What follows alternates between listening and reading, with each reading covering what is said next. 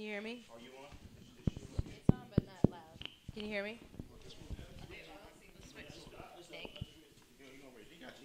Oh, thank you. Hi, everybody. I'm Peggy Bird, and I'm from Brooklyn, born and raised. My current role, I am a Senior Vice President for Sales, Partnerships, and Strategy for iHeartMedia Multicultural. So my bottom line responsibility is I'm responsible for raising money, driving revenue into the Steve Harvey Morning Show, The Breakfast Club, Big Boy. Jesse Jackson has his own radio show, and Keith Sweat. And Enrique Santos, who is based in Miami, is our latest Latino star. So I have a great job. I love it. Peggy Bird, ladies and gentlemen. How you guys doing out there? My name is Bowtie Nicky.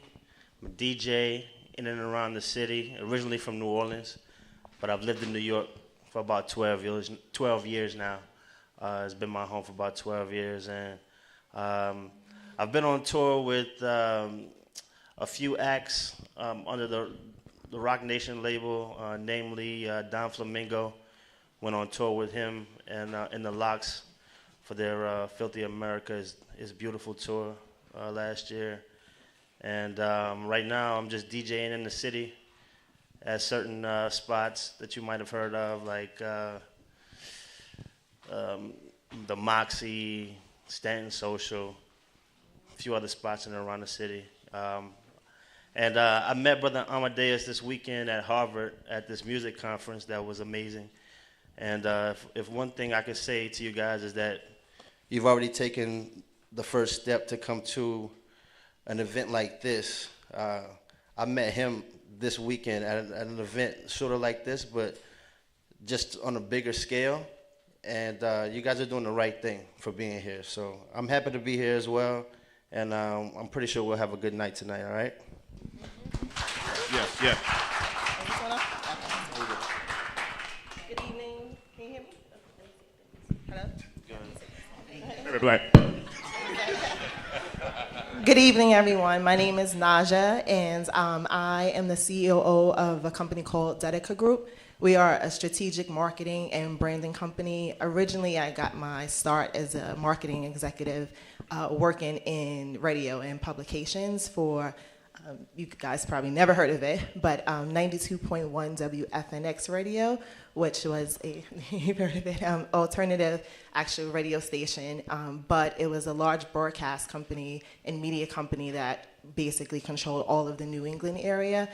They were actually eventually sold out to, well, they sold themselves to Clear Channel, which became iHeart Radio many years ago. And in my current capacity, I oversee operations, but also a lot of strategic branding and execution for promotions. Some of that involves talent and talent management as well.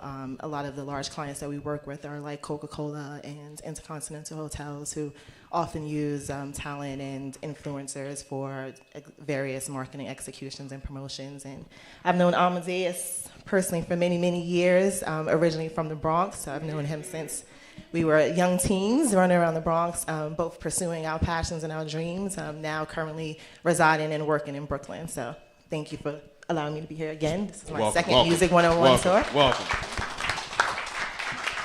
LG. What's up, everybody? My name is Jamal Green. I'm an actor from Brooklyn. I've been in shows. Yeah, I said Brooklyn. I don't think y'all heard me. I'm from Brooklyn. Yeah, so I've been in shows like Law and Order, Gotham, Blind Spot, Quantico, Luke Cage season 2 coming out June 23rd, I believe. Catch me in that, and a bunch of other projects. And I just wanted to come through to just touch the people. You know what I'm saying? When I got into the acting game, ain't nobody ever told me exactly how to go about doing it. Didn't know I had to line up my headshots and find an agent and go through all these things. I just trial and error for me. You know what I'm saying? So I think if anybody's interested in that field, I'm here to give you guys whatever information you guys need to move forward. Peace. What's going on? I'm DJ Rich Kid. I was the opening DJ for Funkmaster Flex for about 3 years. I just stopped doing that. Tour DJ for Bianca Bonney from Love and Hip Hop. What else? I run a podcast that's probably like the #1 DJ podcast on Apple right now. And yeah, I'm a DJ, club DJ, tour DJ. What's up, Miss Penny? Hey everybody, my name is Miss Penny. I am currently working with NASCAR. I am a PR I worked with AZ, Amber Rose, China Black. I always mess up that child's name. Always. I started at Def Jam. I was an intern, and the intern became my career, and now I'm working with that white money.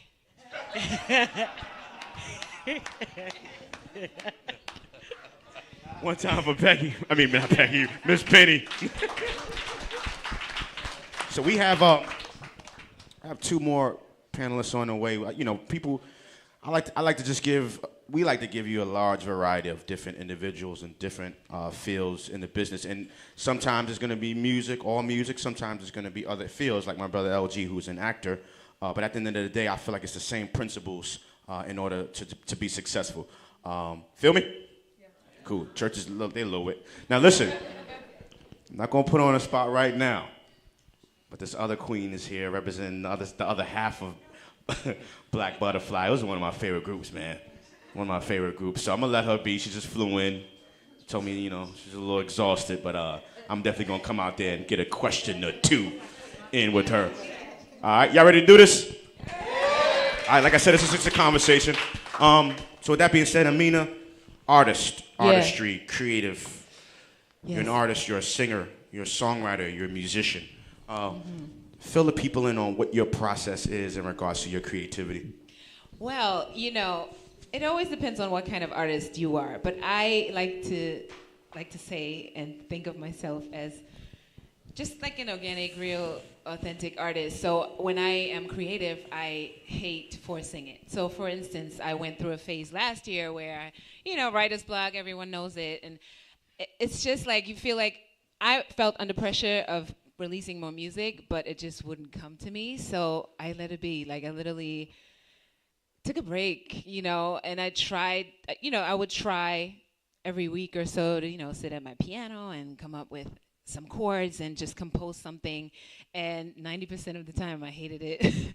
So it's really can get frustrating. But for me, I just needed to wait and let it come to me. Because I feel like, stuff like that can't be forced. So, at least for my own music and the music that I put out as an artist, I want it to be real and organic. So I like to just create when I'm inspired, which luckily I created a whole album in the last probably year. I took my time, but I just finished my second full album, which is entitled Mother, and I'm releasing it independently on Mother's Day next month. So yeah. Yes. And which is okay. Which is okay. Like most times, artists feel like there's an issue or there's something wrong with their artistry or they're not dope or talented if they reach a writer's block. So I'm glad that you mentioned that. Us as producers, we deal with the same thing. And how you've expressed yourself, the best thing to do is just chill out. Take a break. Sometimes, you might have wrote 3 songs in a week and that can become a lot. Or, I could have made five different beats in a week, which is a lot. Because what happens is I can make 5 beats in a week, go play it back next week, and then all 5 beats sound the same. So it's cool to just, chill out. If you're not feeling it, walk away, let it be, save it. Don't ever throw anything away. Don't ever throw anything away. That's a pet peeve of mine. Like, I cannot feel it today and then come back a week, a month from now, and then turn it into a movie. So never throw anything out. So with that being said, where I want to go. Rich Kid, as a DJ, I know you get a lot of people.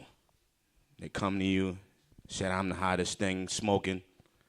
I'm the dopest rapper alive. Got 75 bars for you right now, and I don't need nothing to drink.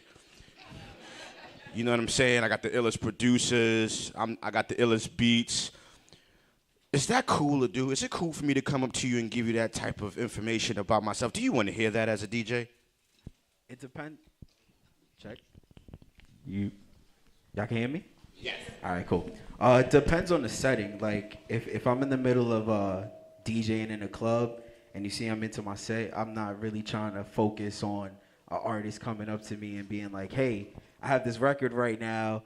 Can you play it right now? I'm in the middle of, like entertaining a whole bunch of other people. So And yo, like, Rich, I ain't gonna cut you. I'm gonna cut you off. You know why I'm gonna cut you off? Because the way you just explained that and expressed that was so nice and cool and so very well spoken. And I know it's not that. It's yo fam, peace.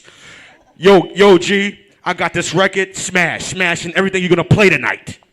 yeah, that's Ain't that exactly what it how really it is? Yeah, definitely. Or they offer you to drink. Like, yo, you want something to drink? Yeah, you want something to drink? No, Nah, I drink, drink fam. water, bro. I drink water. But Boy, I don't want nothing to drink from you, fam. at the end of the day, everybody has to remember it's a business. So you should treat it as a business, not like I'm your homie you just walked up to and met. And it's like, yo, here's my record. We cool now. And it's like, nah, it's a business. You have to approach people the right way, say the right things, or else you'll get turned off from somebody and you can miss out on an opportunity. So even if I'm popping bottles, right, and I got the sparklers going all crazy, you know what I'm saying? I got 20 dudes with me doing too much. Even with all of that happening, you still won't play my record? What if I got 10 racks right now in my pocket right now? Oh, you changed the story, though. That's 10,000 could change my mind very fast. What you say, Miss Penny? I hear you. Speak on that, please. Speak on that, because they probably going to follow him home and everything. No, I'm just really realistic. All money ain't good money. I have artists come to me every day because I can actually put you on Empire. So I didn't even tell you that. I had put artists on Empire, the show. So I had people say, oh, Miss Penny, I'll get all money ain't good money. Because I go by your personality, your artistry, because if you don't got it, I don't want it. Because you gotta remember, these people come, I'm the black girl in there. I always look at, I'm the black sheep. Because when I come in the music industry, first I'm a girl, AKA woman, but still, I'm still that woman. First, all of a sudden, we got attitudes, we cocky, and we don't pay attention. There's always something with us. But at the end of the day, they don't take us serious because the first thing they want is to drop. Are you dropping your drawers? I'm serious. In the industry, they think that we're going to give them something to get somewhere. I'm not about that life. That's probably why it took me so long to get where I'm at. But now I'm actually getting people on who was actually closing doors on me. You see how it works out? So for women, keep yourself. Because all these pictures on Instagram, they talk about you. Oh, you a thot. Oh, I can get her. But you gotta make yourself a businesswoman. You see all these women making money, even though, forget about the Kardashians, but the mother is a whole nother breed. She's getting them coins. What's her name? Tamara? Tag. Her mother, Tiana Taylor, correct. Tiana Taylor's mother, she's making money. But you see how she works? It's a different level with us. We have to walk in there like we own this place. Because if we don't own it, nobody, if you don't believe in your dream, who gonna believe it for you? That's all I'm saying. You gotta believe in yourself. That's where it first starts, in you. Because if you don't believe it, I can't believe it, and I can't sell it. That's why I said all money ain't good money. I don't care how much money you give me. I'm not taking it. So perfect transition. Thank you, Miss Penny. Actually, I want to say something real quick to the all money and good money. I so agree, especially because, like, I get offered, like, or I get asked all the time, like, oh, how much for a feature? Like, to me, it's like, it's not about how much. It's about with who. Like, who am I going to be on a song with? Like, I need to know first. So I always answer with, I need to hear it first. And then we can talk about it. Like, somebody just offered me, like, a big amount, and I just could not do it, because it just didn't, I'm getting ready to release my own album, and it was in the way, so I kind of turned it down. So yeah. And I add something to that. All money ain't good money. For example, I got called to choreograph an artist, and either you got it or you don't got it. If you're an artist, you got to believe and know that you got it. There's some dancers that are dope, but they can't choreograph. There's some choreographers that can choreograph the fuck out of some shit, but can't dance, right? So I might produce, but I have no idea how to structure a song. I know how to make beats. I'm not a full producer until I know how to do everything. So an artist could be whack. So what, you got every #1 hit on the pop charts? Britney Spears. Nah, I can't choreograph you for Vegas because my name is going to be attached to that. I'm not feeling that look. You want to give me the biggest bag ever? Great, but I don't need it. I'm good. I'll turn down 150,000. Easy. Boom. But that's because I know the quality of my work. So when I do a Super Bowl, I can't go backwards and work with Drew Hill, Cisco. No disrespect. I'm not going to do the thong song when I just did the #1 album on the planet. Get it? If that makes sense to you, make that little note and throw it in the back. I think one of them. So with that being said, wonderful transition, guys. Miss Peggy, sales. So when you sit down with these, Peggy be like. It's on. Testing. Yes. So sales, when you sit down with these elite companies and these executives, and you need to sell a Steve Harvey or the Breakfast Club, what's important, for artists and producers and just brands in general? What's needed in order for you to be able to make a pitch that's valid, that someone of that status, let's say whatever brand it is, will even be interested in listening to someone that you're pitching? Okay, so first I want to add on to what you're saying about all money's not good money. And where I'm in the corporate arena, and part of my job is to filter and vet brands that want to advertise on Steve Harvey and the Breakfast Club. So part of my story is talking about what those brands represent. Because on the radio, the big money where the big margins are endorsements. So if Steve Harvey, Steve and I meet once a quarter, and I have very sort of strict guidelines about what he'll do. And it's not just financial, it's about what he believes in.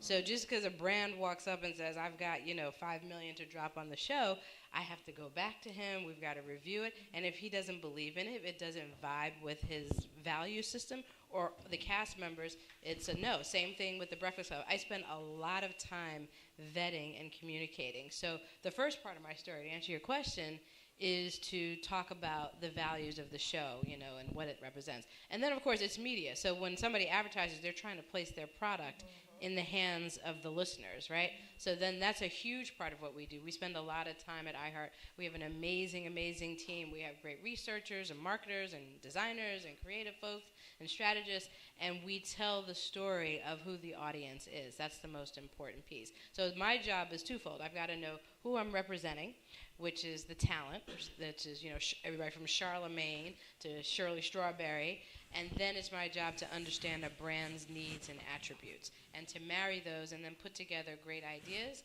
and hopefully get the deal done. So it's a multifaceted process, and I agree with you. But the thing that I enjoy the most about this job is this piece of making sure that a brand is in line with what the talent wants. I mean, you'd be amazed, and it's hard. Listen, it's hard to turn down money sometimes. I mean, you'd be some of the unsexiest or like the grittiest brands have a lot of money to spend. I mean, you think it's the Coca-Colas and the Fords of the world and other.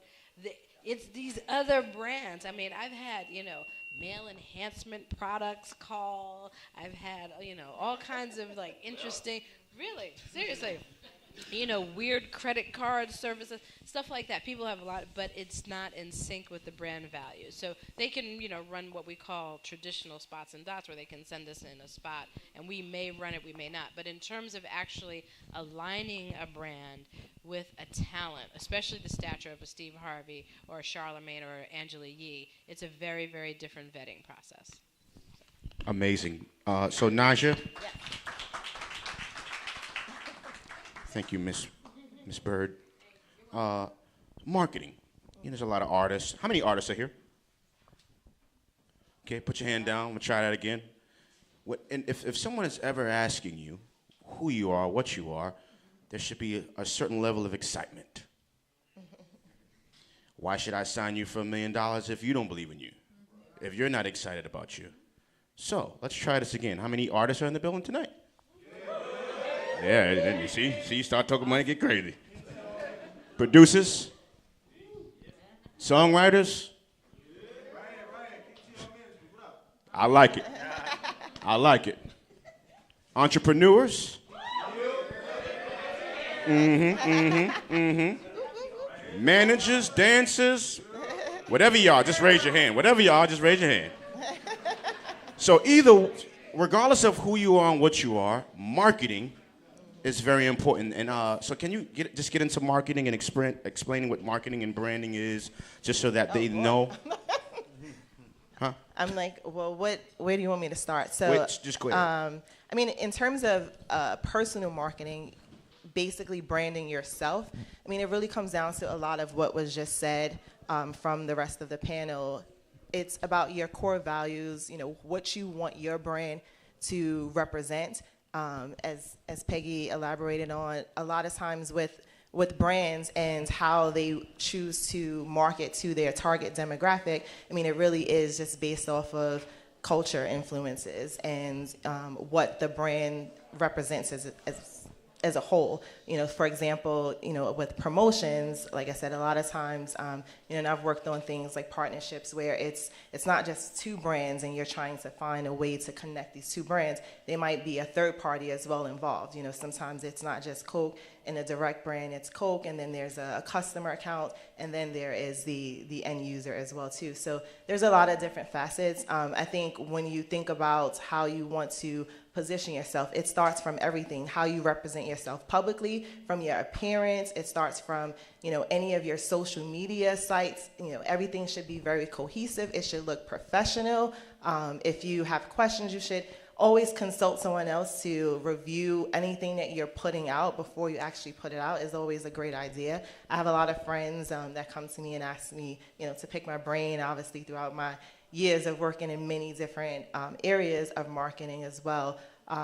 You know, and I give them my honest feedback. You know, I think especially as entrepreneurship, a lot of people are now in this mode of wanting to start and build your own, and marketing still requires a solid foundation. I think a lot of people just look at social media and just think like, oh, okay, I can just create an Instagram page and now you have a brand. Like, it really does start from, you know, deciding what you want your brand's mission statement to be, what you want your visual identity to be, and your visual identity is what helps you navigate everything else. Like, and everything should always ladder back up to that visual identity so that it is consistent. Like, you're driving a consistent message across all of your media platforms. So that is awesome.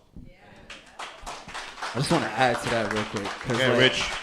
What you said, like, everybody has Instagram page in here. So, like, what you want your Instagram page to be is a reflection of your business, not like a million selfies or what you had for breakfast yesterday. Like, I had to learn that the hard way. So, like, I missed out on everything. Yeah, no smoking, none of that. Like, I had to learn that the hard way. So I missed out on a lot of opportunities just off my social media, because that's the first thing anyone's going to ask you is what your social media looks like.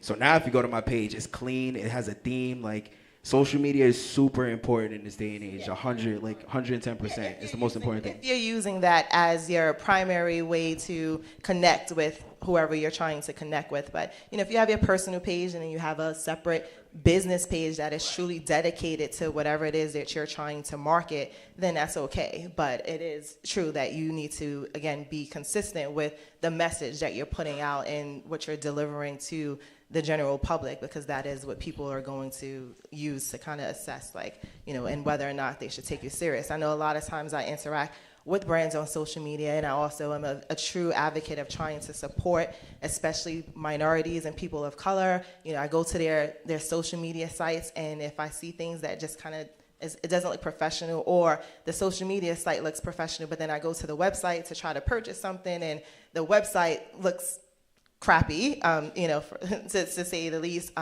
or just, you know, just having business acumen as well, like following through. Like, I think branding, again, it's like every single consumer touch point. So, for artists, it's every touch point that whatever your audience is going to engage with you and your brand. So if it's your social media site, if you have a website, if you have a product or whatever it is that you're endorsing or selling, like everything has to really work together and be the best representation. I would add to that. I just want to say, even with your personal pages, professional absolutely, but even your personal pages, be super careful what you post there. You'd be amazed at how people go digging for stuff. If you're applying for a job or a position or an audition, people go digging. Did you hear about the group of kids that got into Harvard and they created their own little group and they were saying inappropriate things about people, and the university basically reneged all of their offers just based on their personal. So be super, super, super careful with everything that you do, personal or professional. They can find it. It's not hard. Look at poor Mark Zuckerberg. He's in D.C., because it's so easy to get people's information. I can add to that. I have a girlfriend of mine, a friend of mine. Her Instagram, not a girlfriend, a friend. She's a female. And her Instagram page was mostly butt shots, same selfie, fly as hell, 100,000 followers, mad traffic. But every picture was a selfie and it was just the same thing after every 12 shots and was just your ass. And then she decided to get offers. Now you got protein drinks, all these fitwear, Under Armour, and all these other. It's like tons of them out there. They start hitting her up. She's like, yo, I don't know what to do. I say, yo, first of all, switch your page up. They're like, we love your look, but your page doesn't reflect what we're trying to give. Okay, well, what do I have to do? Well, delete all the ass shit, put on some Nike shit, go to GNC, get some vitamins, and act like you're working out, switch your visual game, and now serve it on a plate so they could bite. Like you fishing, right? She had no clue. Well, everybody loves me in the club. This ain't the club. You not getting a bag in the club neither, right? You're sitting there waiting for somebody to invite you to host a party. All right, you could take the easy way out, or you can earn your shit and build something bigger so that way 3 years from now, you can sit back comfortably talking about all those pictures and shit that I did back then. I don't got to work for the next 6 months. My rent is paid for the next 6 months. My car notes paid for the year. Now I don't got, some of us got to hustle and live check to check and go that route.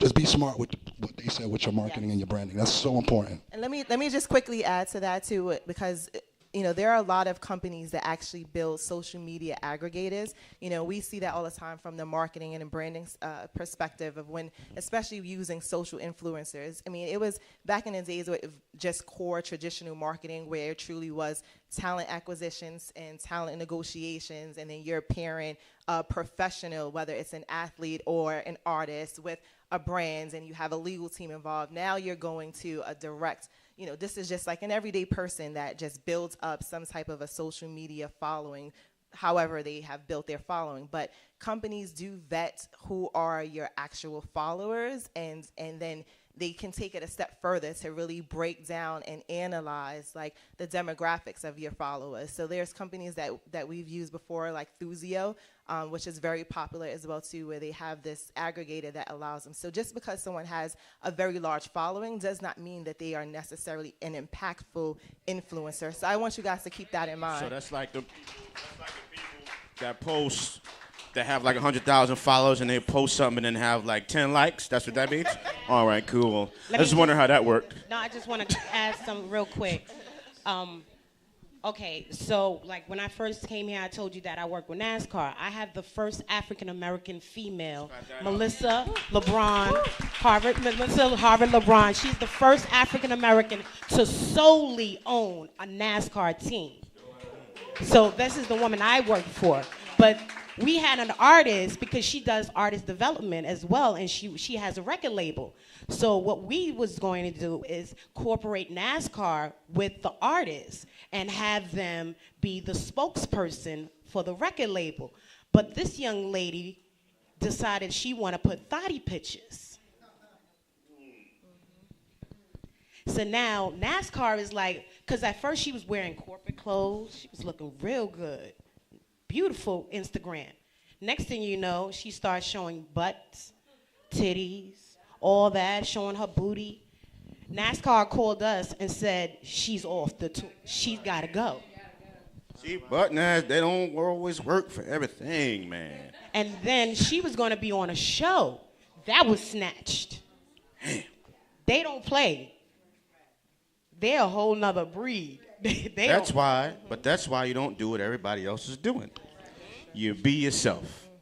Sounds whack, cliche, really simple. Yeah, just be yourself. So LG, just to put a different lens, as an actor, you know, you mentioned something even when you introduced yourself about headshots, pause, and different. Yeah. Cameras are rolling, you know.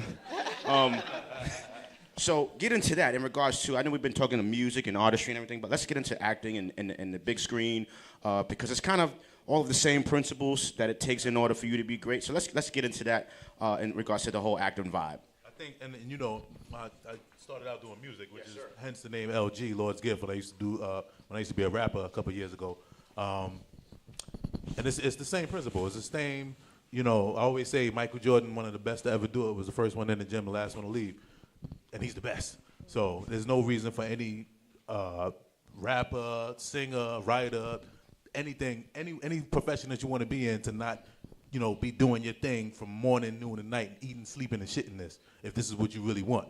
You can't. I know a lot of brothers that rhyme, that do their thing in the hood, and, you know, I support them all day. But when it comes to really, you know, doing what they're supposed to do, you know, they do a little bit and expect a lot. I see it all the time. You know what I mean? And in terms of acting, you know, I was just talking about pause the headshots, and, you know, if any of you are interested in something like that, you know, the first thing is getting the headshots taken so that people can, you know, look at your photograph and see if you're something that's either marketable or just have a different presence.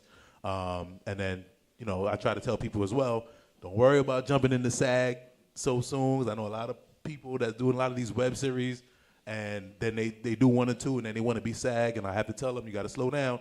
You got to get enough material for your acting reel first, and then you pay them thousands of dollars to become SAG and get your SAG card and start getting the residual. What's the acting reel? What is that? An acting reel is basically snippets of all of the visual work that you've done and the acting clips of, you know, those different projects. So again, if you're non-union is what the opposite of SAG is. If you're non-union and you're working on different web series and stuff like that, Money and Violence or whatever the case may be, then you're taking a bunch of different snippets of your work and putting it together up to 3 to 4 minutes, anywhere in between that, so that the casting director can look at this, they can look at your photo, they can look at your resume and say, not only does this brother or sister have a bunch of experience, not only are they pleasing on the eye, but now I can actually see them work, and they work. You know what I mean? I always say my main thing when it comes to acting is not acting, just being me. You know what I'm saying? Not acting. A lot of these theater guys come in there. You see it a lot of time. I ain't gonna name no shows or no names, but a lot of these theater guys that are totally different, they act and then they become the hard guy in the series. You know what I mean? But when you see them on Instagram or anywhere outside of the project, they're totally different, which is fine. But I like to use my own life experiences. I do method acting. I use my own life experiences to bring characters to light.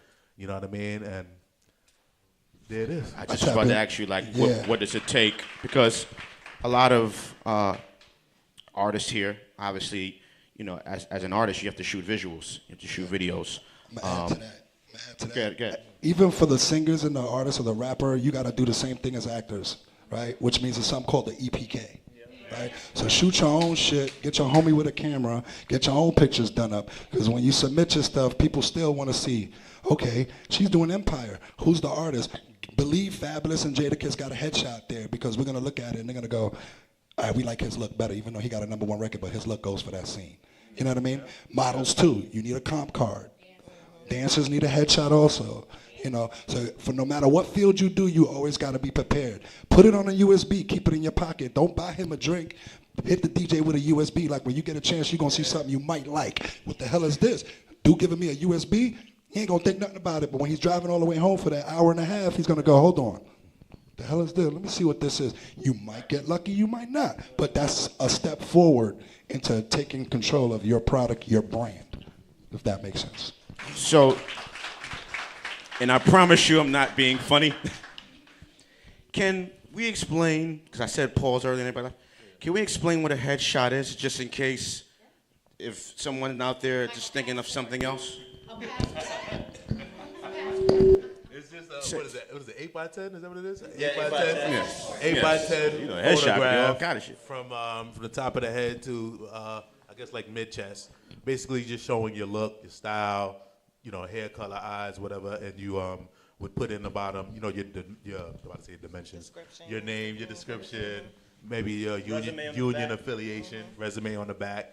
But again, you need that first. That should be the very first thing. Even with the web series, again, you need to build a resume. And in order to build a resume, you got to get to work. In order to get to work and get in the door, you might want to have your homies, everybody, your friends, you have to use them. I know people don't like using people, but use your friends. Let them walk around if they know certain people and have your headshots. And like, yo, listen, aren't you working on the project? Yo, my boy, not blindly, yo, my boy, such and such. I'm going to call you and give you the information. No. This is what he looks like. Right. This is what he can do. Let's just, you know what I'm saying? Be prepared. Be prepared for the moment. You never know what's going to happen. And he said something about SAG. If y'all don't know what that is, that's a union for television, radio, and broadcasting, right? They merged. AFTRA and SAG used to be separated. I'm a member for the last 17 years. You don't have to pay the $3,500 to join right away to feel like you're special. Do the legwork and do your homework, because you get 3 waivers. Waivers means you don't have to pay now, but you can audition for a Coca-Cola commercial. Get on. If you book it, that's considered waiver number 1. Put that on the corner. You'll have a rep. She'll come to you. You'll be like, bet. Do you want to join? Not yet. Let me keep doing another one. Get that experience. See what the crew is like. What is it to do your monologue? Oh, memorize your lines. Oh, know your lyrics. Oh, know your choreography. Whatever it is, do your homework. So by the 3rd time that 3rd waiver comes, you're like, I'm ready. And it's a must join. Now you can't do the little shit no more. You got to only audition for agency work. That's the extra O's on your check when you get paid this time around. Just so you understand what agencies also is a whole other thing, but agencies are like management companies. They'll all take 20%, whatever. If you're an artist, they'll try to get you publishing, 360, whatever. That's up to you to have a good lawyer and know exactly what it is you want, where you're trying to go, know your target audience and your demographic and where you're aiming for. That's half of the homework that they're going to do for that 20%. And they don't need publicists. And they don't. Y'all don't need no publicists. The first thing you do is people hit me up on Instagram. Oh, I'm looking for a Don't hit me up. You don't need me. You need marketing. You need to market yourself. You don't need me because you're gonna pay me. So don't come looking for me. Because if you ain't got it, don't holler at me. Don't call me next week. No, I can't help you. And thank you for. Oh, to retain. Y'all don't got it. You ain't got it. You ain't got it.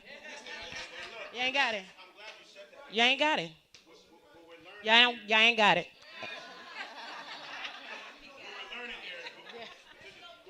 I don't care if you got it. I don't want it. What we're learning is this. What we're learning is this. There's a lot of information, amazing information that's been shared tonight, and much more. And the key to this is this is going to wean out those that really don't want this.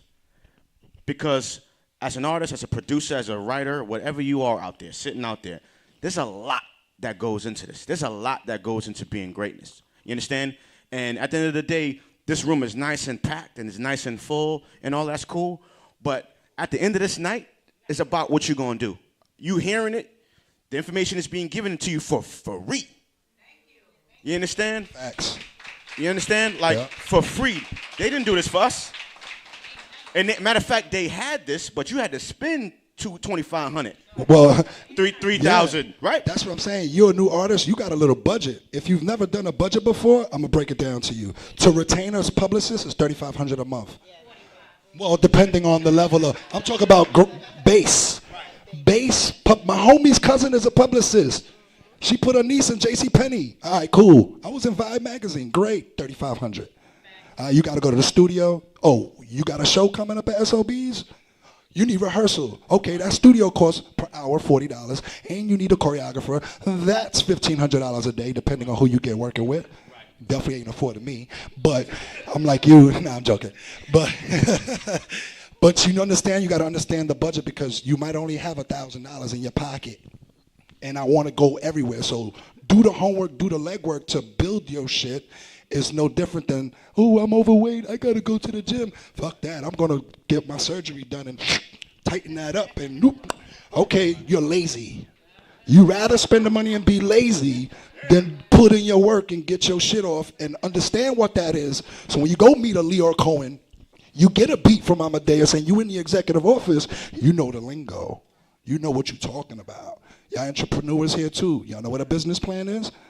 Oh, I'll do t-shirts. Where's your business plan?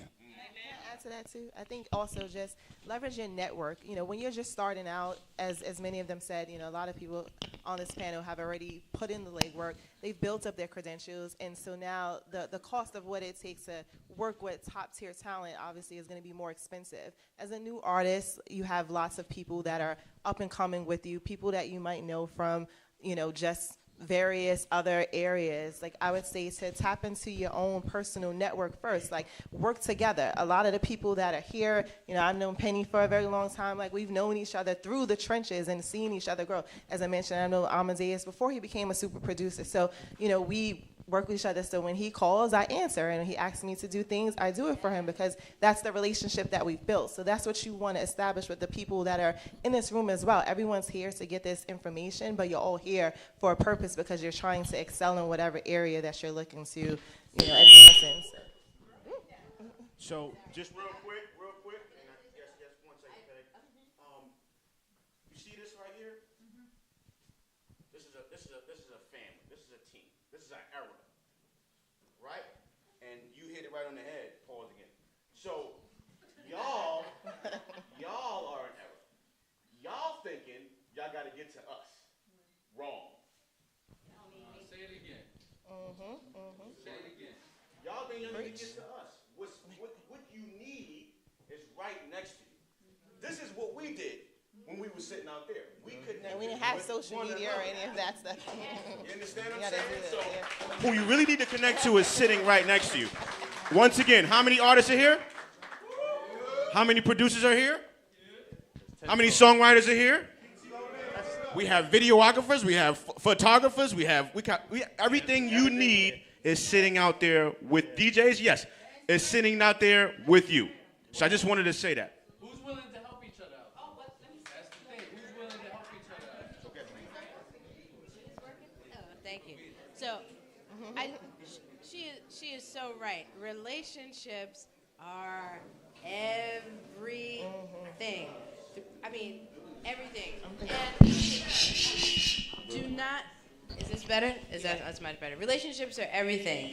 Don't take anything for granted. Don't take people for granted, and treat everyone well. And when you're in relationships with people, don't give something to get something back. Just start to cultivate relationships. You'll be amazed what you learn.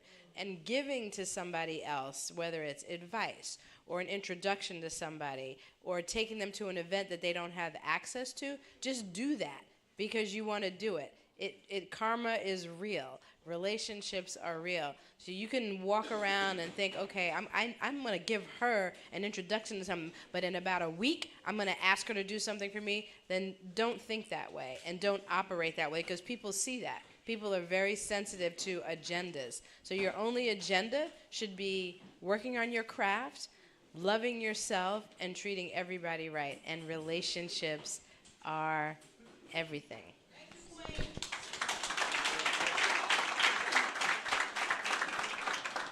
So, check. My brother just walked in. He sent me a message. He said he wasn't going to make it. It was going to take too long to get here, and then he walks in. Then he walks in with another one of my brothers, and if he don't think I'm going to put him on the spot, he got something coming. So right now, if you're in any type of industry, whatever you are, music, songwriter, anything, the number one photographer in the game is right here. If you don't know who Johnny Nunez is, take your phones out and research who Johnny Nunez is. My brother, welcome. Welcome. Can we turn him on? And my other brother here, I'm going to introduce him properly. Johnny, what's up, Johnny? Yo, Amadeus, what's up, man? I didn't know we were going to go to the Police Protection Witness Program. I had no idea we was going to be in West Bubble, but I love you. That's why I came. Plus, Young Lord had a car, so I was able to cop a ride with him, but thank you. I thought the invite said BB Kings. That's why I had no idea. I just should have read it a little bit better, but So listen, I got you. Let me Yeah. set this up. Let me set this up. Yeah. Normally, Yeah. you're behind the lens. Yeah. So this is monumental Oh yeah. because normally you're behind the pictures. He comes in, says hi, he goes, and he goes. I mean, it knows.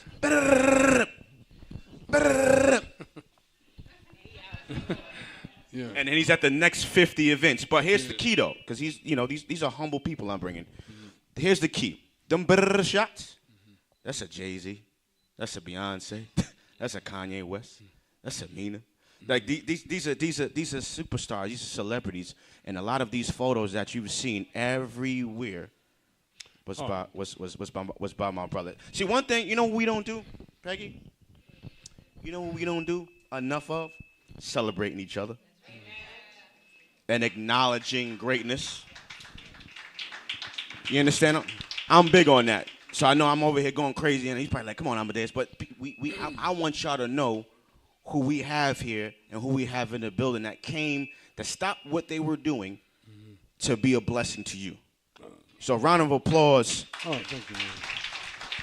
So Johnny, when you first picked up a camera, because there's a lot of shooters in here, not guns but cameras.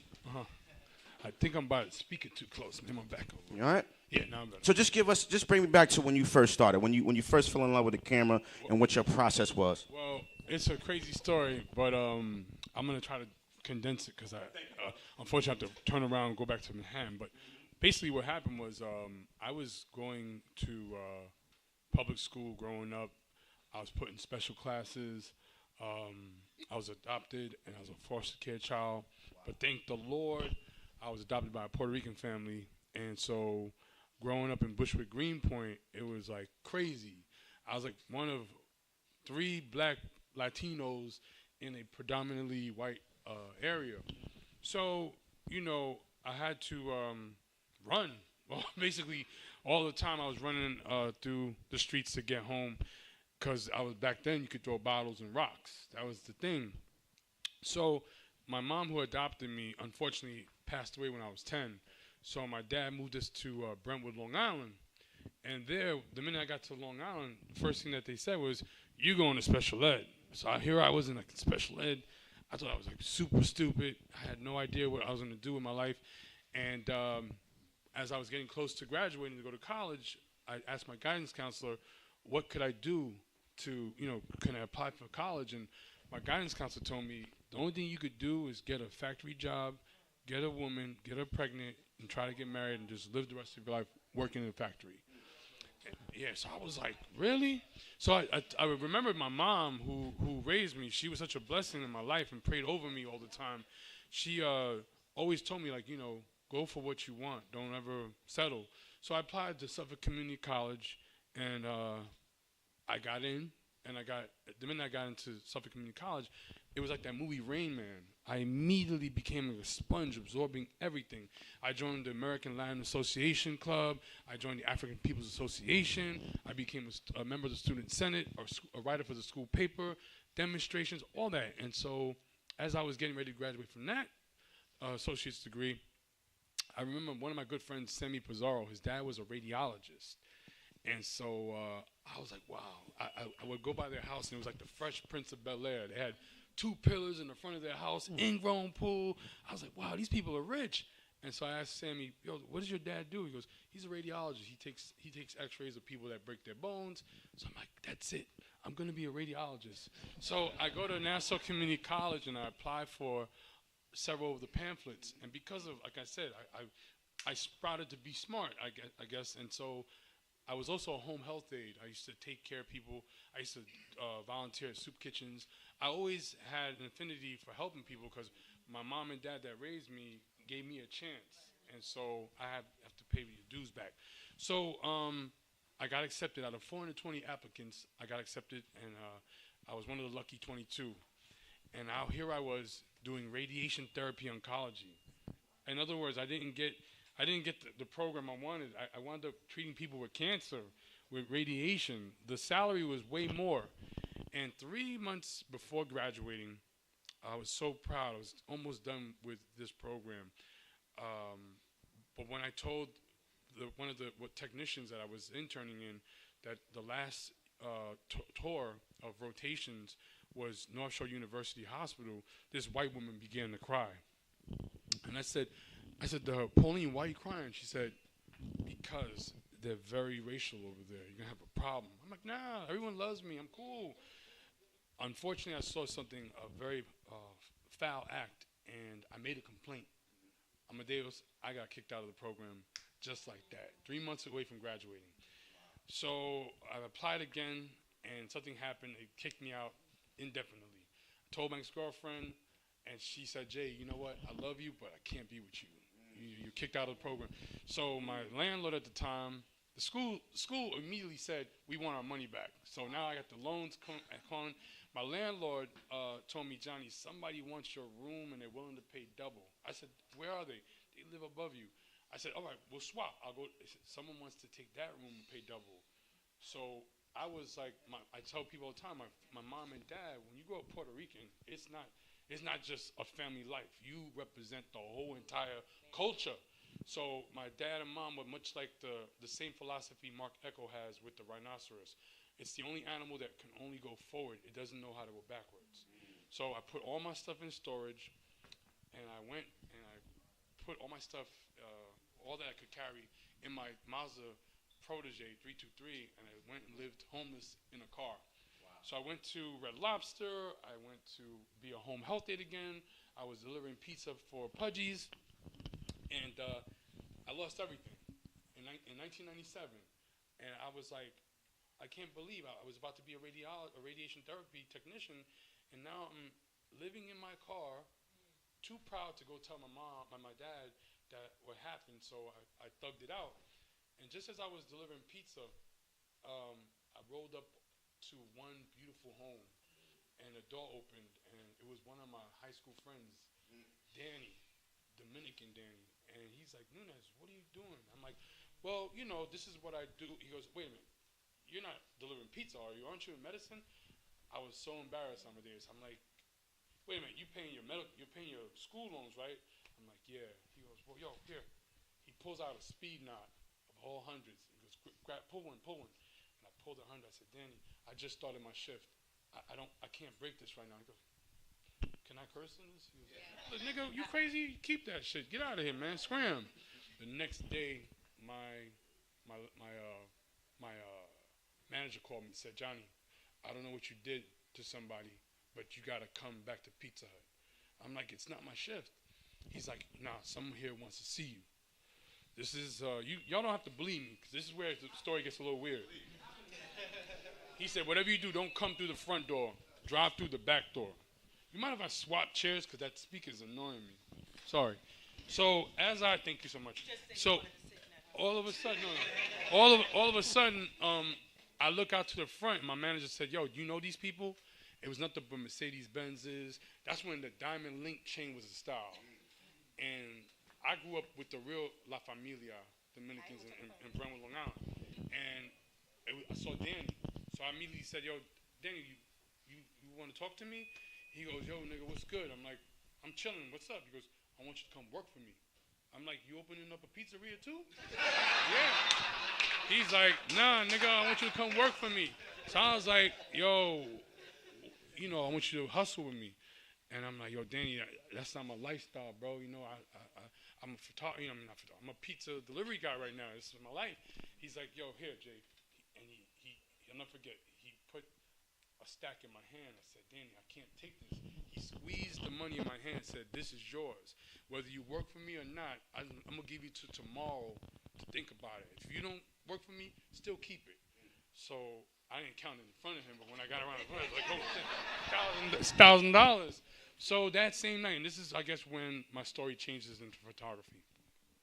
Mike's girlfriend, even though we had broken up, her mom and dad loved me. I'm like the #1 ex-boyfriend every parent loved. And she said, Johnny, I made your favorite dish, Haitian rice and beans and Haitian turkey wings. I'm like, I'll be there. So I went over to the house, and unbeknownst to me, she converted the living room into a bedroom. She said, you know what? I don't know what you're going through right now. She had no idea I was living in a car. She goes, I don't know what you're going through right now, but tonight, this is your room. You know where the bathroom is. Here's some fresh towels, and you still got some underwear and clothes here. So she closed the door, and I began to cry. And I was so embarrassed. I said, I don't know what to do. This was like a crossroad moment. So that night, I said, God, and y'all don't have to believe me. This is where it gets a little crazy. I said, God, I said, it goes back to all money ain't good money. yeah. So, well, you know, yeah, you're right. But so that night, I said, God, if you give me one idea, Lord, if you give me one idea, I swear I'll be the best at it. But if tomorrow morning when I wake up, I don't feel anything, you leave me no choice. I'm going to go hustle. So, in Jesus' name, amen. And I went to sleep. The next morning, I saw a camera in the air, like on some Excalibur shit. I saw a camera suspended in the air. And I was like, I rubbed my eyes. I was like, so then I went to grab it, and then it disappeared. And then I saw greeting cards. I went to grab the greeting cards, and it disappeared. And then I said, God, is this what you want me to do? Give me a sign. There was no burning bush. There was nothing. It was just a peace came over me. And I ran to all my friends' cribs. They were playing Xbox and all. And I'm like, yo, I know what I'm going to do. And they're like, what do you do, Johnny? I'm like, I'm going to be a photographer. They're like, oh, yeah, you live in a car right now. With what money are you going to buy a camera? I'm like, I already got it. How you got it? Who told you to be a photographer? I said, God did. They said the radiation definitely must have hit your head. I said, no. So there was a book called Unlimited Power by Anthony Robbins. And I got a job at a sweatshop. And it was called Unlimited Power. And so in one of the chapters, it said, stop what you're doing right now and envision where you want to be in the next 5 years. So I'm on a conveyor belt cutting steel with like lasers. I'm delivering pizza, still living in my car. And I'll never forget, I turned the page and it said, stop. If you didn't stop before, stop now. So I stopped the conveyor belt. I looked at this brick wall. And I could hear the manager in German screaming and yelling in German because it was a German company. And he said, who stopped the boat? And as I looked at the wall, Amadeus, I saw me on a private jet. I saw me hanging out with Puff. I saw me hanging out with Naomi Campbell. I saw me chilling, just on a yacht. I just saw all these visions. Of course, when the manager got there, he cursed me out. He threatened me. He told me, if you ever stop the conveyor belt, you'll be fired, terminated right now. So I'll speed up the story just to end it. That year, living in a car, 1997, by the time the year ended, I made $98,000. Oh, it gets better. I then wound up traveling the world with Damon Dash, being his personal photographer to Jay-Z, personal photographer to Beyonce, personal photographer to Puffy, Sean Combs, personal photographer to Michael Jordan, personal photographer to LeBron James, photographer to Michelle and Barack Obama. Fat Joe, Jennifer Lopez, Eddie Morales, choreographer to the stars. It gets better because now, 22 years later, I'm grandfathered as a contributor to Wire and Getty. I was fortunate to partner with this company early before they got sold. So, over 1 billion people follow my photos on Getty and Wire. So if I take your picture and it gets put on this platform, it goes all around the world to all the press outlets. So shout out to Getty and Wire. And 22 years later, independent, never ever worked for anybody a day in my life. Purchasing properties, starting technology companies, investing in shares in companies, neutralizing any hostility with competition, and all through talking to people and relating to them. When I used to volunteer at a soup kitchen, I never knew talking to the people that were going through struggles would eventually allow me to talk to the most evilest celebrities with attitudes and entourages and security guards and bipolarism. You never believe some of these people that are these superstars really don't know who they are, but they don't know how to talk to people. They only live, some live in a bubble, but you could pop it. My wife taught me you could attract more bees with honey. So in doing all those odd jobs and being a home health aide and working with people that were in terminal illness and hospice, it allowed me to be able to talk to people. So now, flipping from that industry to the entertainment industry, you know, I look back and I know that, you know, God not only positioned me in a horrible position, but that horrible position was a blessing to put me to where I'm at today. All right. And that's it. That's how I became a photographer. Yo, check. Let me say this, man. That's why it's very important not to get. I mean, I'm going to be me regardless of where I am, no matter where I go, and I feel like that's the blessing. Regardless of where you are, God will always show up. And when you're not ashamed, is when you really, really reap those blessings.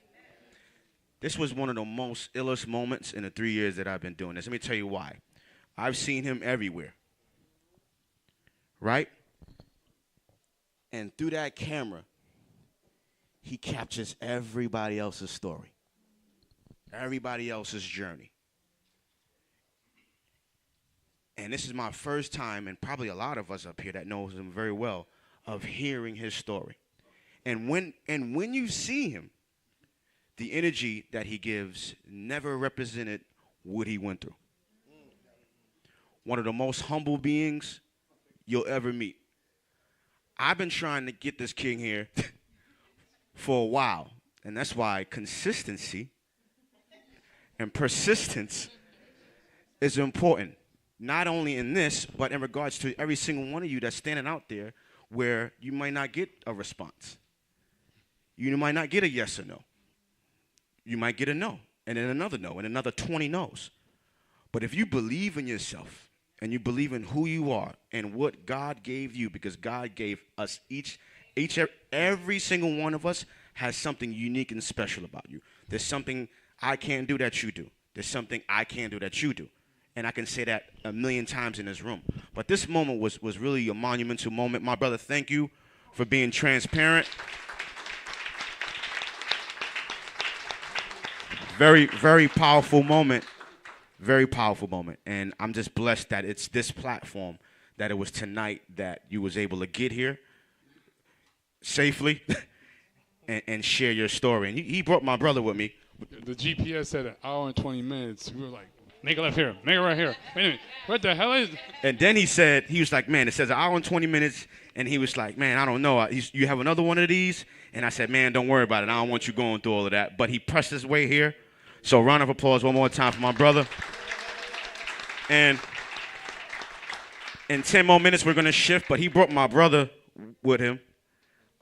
This is a fellow Bad Boy Hitman producer, part of the legendary Bad Boy Hitman producers, one of the kings that I looked up to before I became one of the Bad Boy Hitman producers. So my brother Young Lord is here. One time for Young Lord, man. What's up, everybody? How y'all doing? So for those that don't know, just give me like 3. My favorite numbers is 3 and 7. You pick either 3 or 7. Give me 3 or 7 of the records, or one of the most monumental records you've been blessed to produce and work on. 3 or 7, your choice. I'll go with 3. I think I was very fortunate to work with the Notorious B.I.G. on his single Hypnotized before he died. I was one of the guys who worked on that. I worked with, that was dope. I also worked with the late, great Big Pun, on his first single, You Ain't a Killer, and his single, It's So Hard, before he died. So that was great. And one of the records I'm most proud about was this single that Diddy did called Come To Me with the girl from the Pussycat Dolls. That was, Nicole something. But I was happy. That record was like, it popped around the world. That was like my first world joint, so that was dope. But when Johnny hit me up, huh? Okay.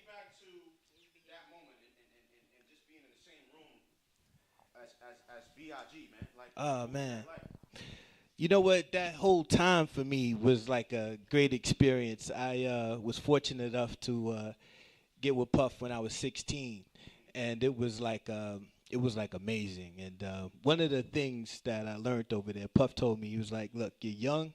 He said, "People are going to talk to you, so they're not going to be threatened. So ask questions." So I took that idea and run with it. Actually, I still run with it, and I learn from some phenomenal people every day. And I'll say one of the dope things I learned about from Big was pretty much to just confidence. I'll tell you this story. One day, I came in the studio, and the day before I worked with the Lox. We were working on some stuff for their first album. And when I was walking in the studio, they were walking out. They had their heads down, and we were real cool. So I'm like, "Yo, what's up, what's up?" They're like, "What's up, what's up?" So their spirit was like messed up.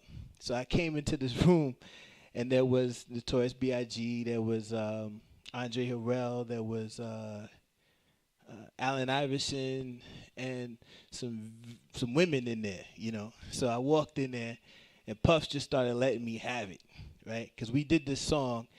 I did a song with the Lox, and he didn't like it, right? It wasn't done. He wasn't ready for him to hear it yet, but some dummy played it for him, right? So he's going in on me, and it's like, it's not bad boy quality. He's like that in real life. Like, it's just, he was going in. So, after he, like, kind of tried to kill me in front of these ladies, I'm like, well, I thought it was dope. I had to say something, you know what I'm saying? I had to say something, So he went off a little bit more, and then he left the room, And Big came up to me. He was like, "Yo, I thought it was dope too." He's like, "Yo, I'm proud of you, man." Huh? He didn't say it to Puff. He said it to me, right? But he's like, "Yo," Puff's gonna go at you hard because he just wants you to be better. He wants you to be the best. But he's like, "Yo, you need to not let any of this stuff, get into your mind." He was like, "Don't take anything personal," And I didn't know it at the time, but that was actually like a powerful lesson, and it would that whole theme would revisit itself in my life many times, But I learned how to kind of just let it, run off my shoulders, and that allowed me to move with to work with Puff for like 16 years, and to go through all the ups and downs and left and rights, and not take anything personal, and just get the business done. And it allowed me to have a great career and to still be living the dream. So I thank Big all the time for that, Word up. So there's something that you can share with the creators that are here. There's all kind of walks of life. You got producers, songwriters, artists. So coming from a legacy such as that, Big, 112, and I can go on and on. What can you leave them with? This is a new generation. There's a new sound. There's a new style of music that's out. Some appreciate it, some don't. What can you leave them with creatively that has allowed you to sustain, one, and two, create those masterpieces that you've created? All right, I think the key for the creators, is energy, is being happy, being joyful. One of the reasons why I think we had all of those hits back in the 90s was Puff used to take us on trips. We used to go to like Trinidad or the Bahamas, and during these trips, we would like play basketball. We would joke on each other. We would eat, go out, hang out, and then we would make records. And I felt that it was that energy of us all like having fun together, working on this common goal that created this energy that was bigger than all of us, And I think that's what made the hits. And I think we all just maybe got too rich to go on those trips anymore. But I think, as a young creative, or any age, just try and keep yourself in that spirit of being, of having fun. One time I was able to hang out with Berry Gordy. I went to his crib and got to chill with him for like 2 days, right? Oh, man. Berry Gordy is the founder of Motown Records, right? He's the guy who did it. Like, he did it when it was impossible to do it, he's like the OG. Like after I met him, I was like, all right, I'm done. You know, I'm good. But when I went to his house and hung out with him, one thing I noticed, he was just like so happy. You know, he was, and I'm like, of course he's happy. He's Berry Gordy. Like he has more money than anything. You know, but it was deeper than that. It was like a spiritual thing. It was like a inside happiness, you know. And when I got to talk to him, I was like, yo, how did you maintain through the ups and downs and people, you know, defaulted from the company? And he's like, look, you know, I had my family that surrounded me and I was enjoying life, you know. And I think we got to do that. We enjoy life and stay focused on the blessings we have. Everything else would move the way it needs to move. So, you know, move like that. Also, I know I got here a little late, but we're about to go back to Manhattan. Jim Jones got a new album. Yeah, and also Eric Sermon's performing. Also, but I just wanted to say, you know, with Amadeus, if you guys can hear me in the back, one thing that's special about this gentleman is that no matter who you are, no matter how big you are or small, he gives everyone the same respect. And we've encountered nightmare people in this industry, but one thing that's consistent about this blessed man is that he gives everyone the opportunity. So I want to give you a round of applause for that. And, you know, totally. You know, and you're gonna continue to be blessed. Were we the last to speak? Because I know you have. Who's the next person to talk? Because we got to go back to Manhattan. Oh yeah. It's a perfect transition because we're gonna have some performances. Oh word. You guys turn around. Oh shit. Okay. So please rise, gentlemen. Can we please grab the chairs of the queens, please, and turn them around to them?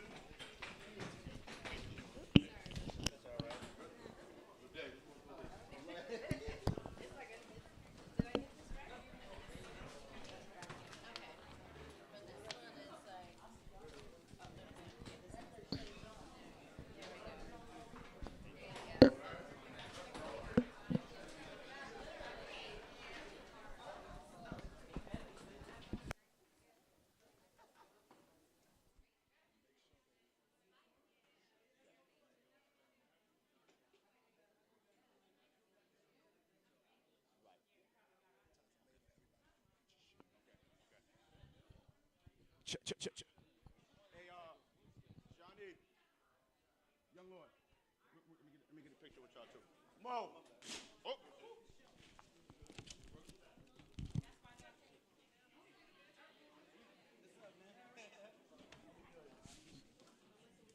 What a surprise. Yo, what a surprise, man.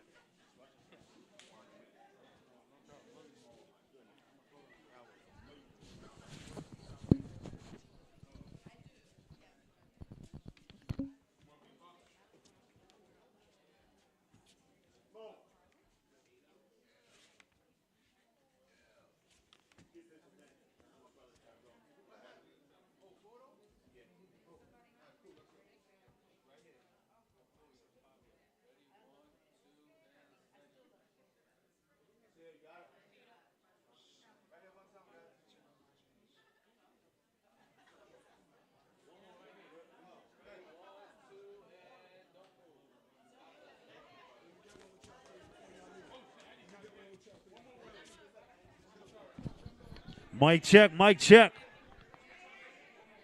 Mic check, mic check.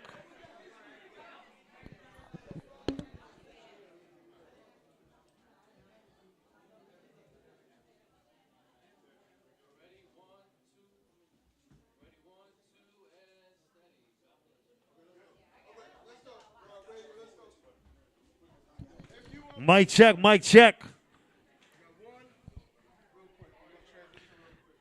We're going to get right into this next transition. Amadeus, keep it going here. All the performers, please come up. Yeah. If you're performing, come over here, please. Once again, if you are performing, come right over here, please. Just come right over here. Please make sure radio has your music. I know we have some people that are doing some bloggers, some media folks. If you can do that quietly, that'd be great.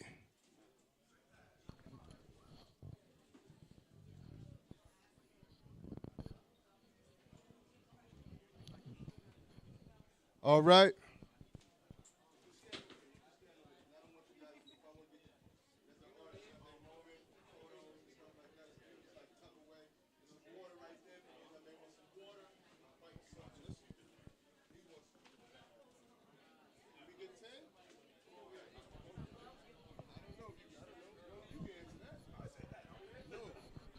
Mic check, mic check. Y'all can hear us in the back over there? Once again, thank you for coming out. As Arts and Rhymes and Platinum Boy Music presents Who Got Next Music 101 College Tour. Of course, this time around it's a different stop, but we're here in Brooklyn, New York, live straight out of Studio 17. I go by Mr. Radio. Big shout outs to all the panelists today, and of course, big shout outs to Amadeus. We're going to start the show off with the first artist touching the stage. He goes by the name of Mars Money. I'm going to let him introduce yourselves and let him introduce himself to you guys as I get the music set. Let's go, y'all. Thank you. How everybody doing tonight? Everybody doing good? First and foremost, man, I feel blessed. So, I want to thank radio. Thank you for this opportunity, man. This is real right here, man. I want to commend all of y'all. I feel great sharing the same room with y'all. You know what I mean? That was real. But I'm Mars Money from Brooklyn. This single right here is called Survival. You can find this everywhere. Let's get into it, radio.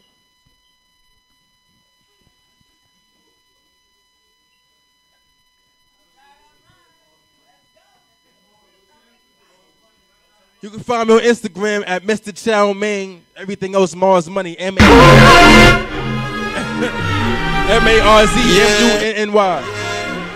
It's me, Mars Money. Yeah. It's me, Mars Money. Yeah. Should I?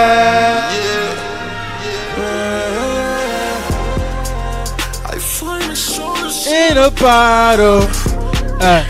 I'm trying to make it till tomorrow. Yeah, the trap's the only thing that I know. Yeah, as I can see you with my eyes closed tomorrow. Trying to make it till tomorrow. I can see you with my eyes closed. Trap's the only thing that I know. I'm just trying to survive, yeah. Find the source in a bottle. Trying to make it to tomorrow. Trying to make it to tomorrow. Cause it ain't promised to me. I face my troubles with a bottle. Hoping it can take my pain away. In the jungle every day is training day. Have you thinking how you getting paid today? I know some niggas in the major way. Now I'm out moving just to make a way. I tell my niggas that I got them. All of us come from the bottom. Running from problems. Got paroling baby mamas. Trying to get money with drama. And we got ours. But how they gon' stop us? Got everybody on that gate. Everybody trying to make it rich. I ain't taking shit if I can't make a flip. Now blowing money on that naked. Shemai and stacking money, got a rape to get. Gotta plate to fix, I gotta make the food, I gotta break the brick. I damn, I hate this shit, but I gotta feed my family. And this is all I know, nobody here to me shit. Nah, I find the source in a bottle. Yeah, I'm trying to make it till tomorrow. Yeah, the trap's the only thing that I know. Yeah, as I can see you with my eyes closed tomorrow. Trying to make it till tomorrow. I can see you with my eyes closed. Trap's the only thing that I know. I'm just trying to survive, yeah. Find the source in a bottle. Yeah, I'm trying to make it till tomorrow. I can tell you all about survival. Living in prison, pray with your knife and your Bible. Like a night with your rival, make a decision. Living this life, no one got you. Put that work in, fuck the help, yeah. Gotta stand up for yourself here. And pray your mama get on welfare. Cause there's no Obama with the healthcare. Real, going hard, I need a big deal. Need a pocket full of big bills. And I wanna know I'll be a rich feel. It must be nice, yeah. It must be nice.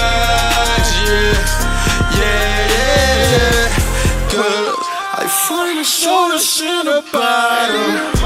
Yeah. I'm trying to make it till tomorrow. Yeah. The trap's the only thing that I know. Yeah. It's like I see you with my eyes closed tomorrow. Trying to make it till tomorrow. I can see it with my eyes closed. Trap's the only thing that I know.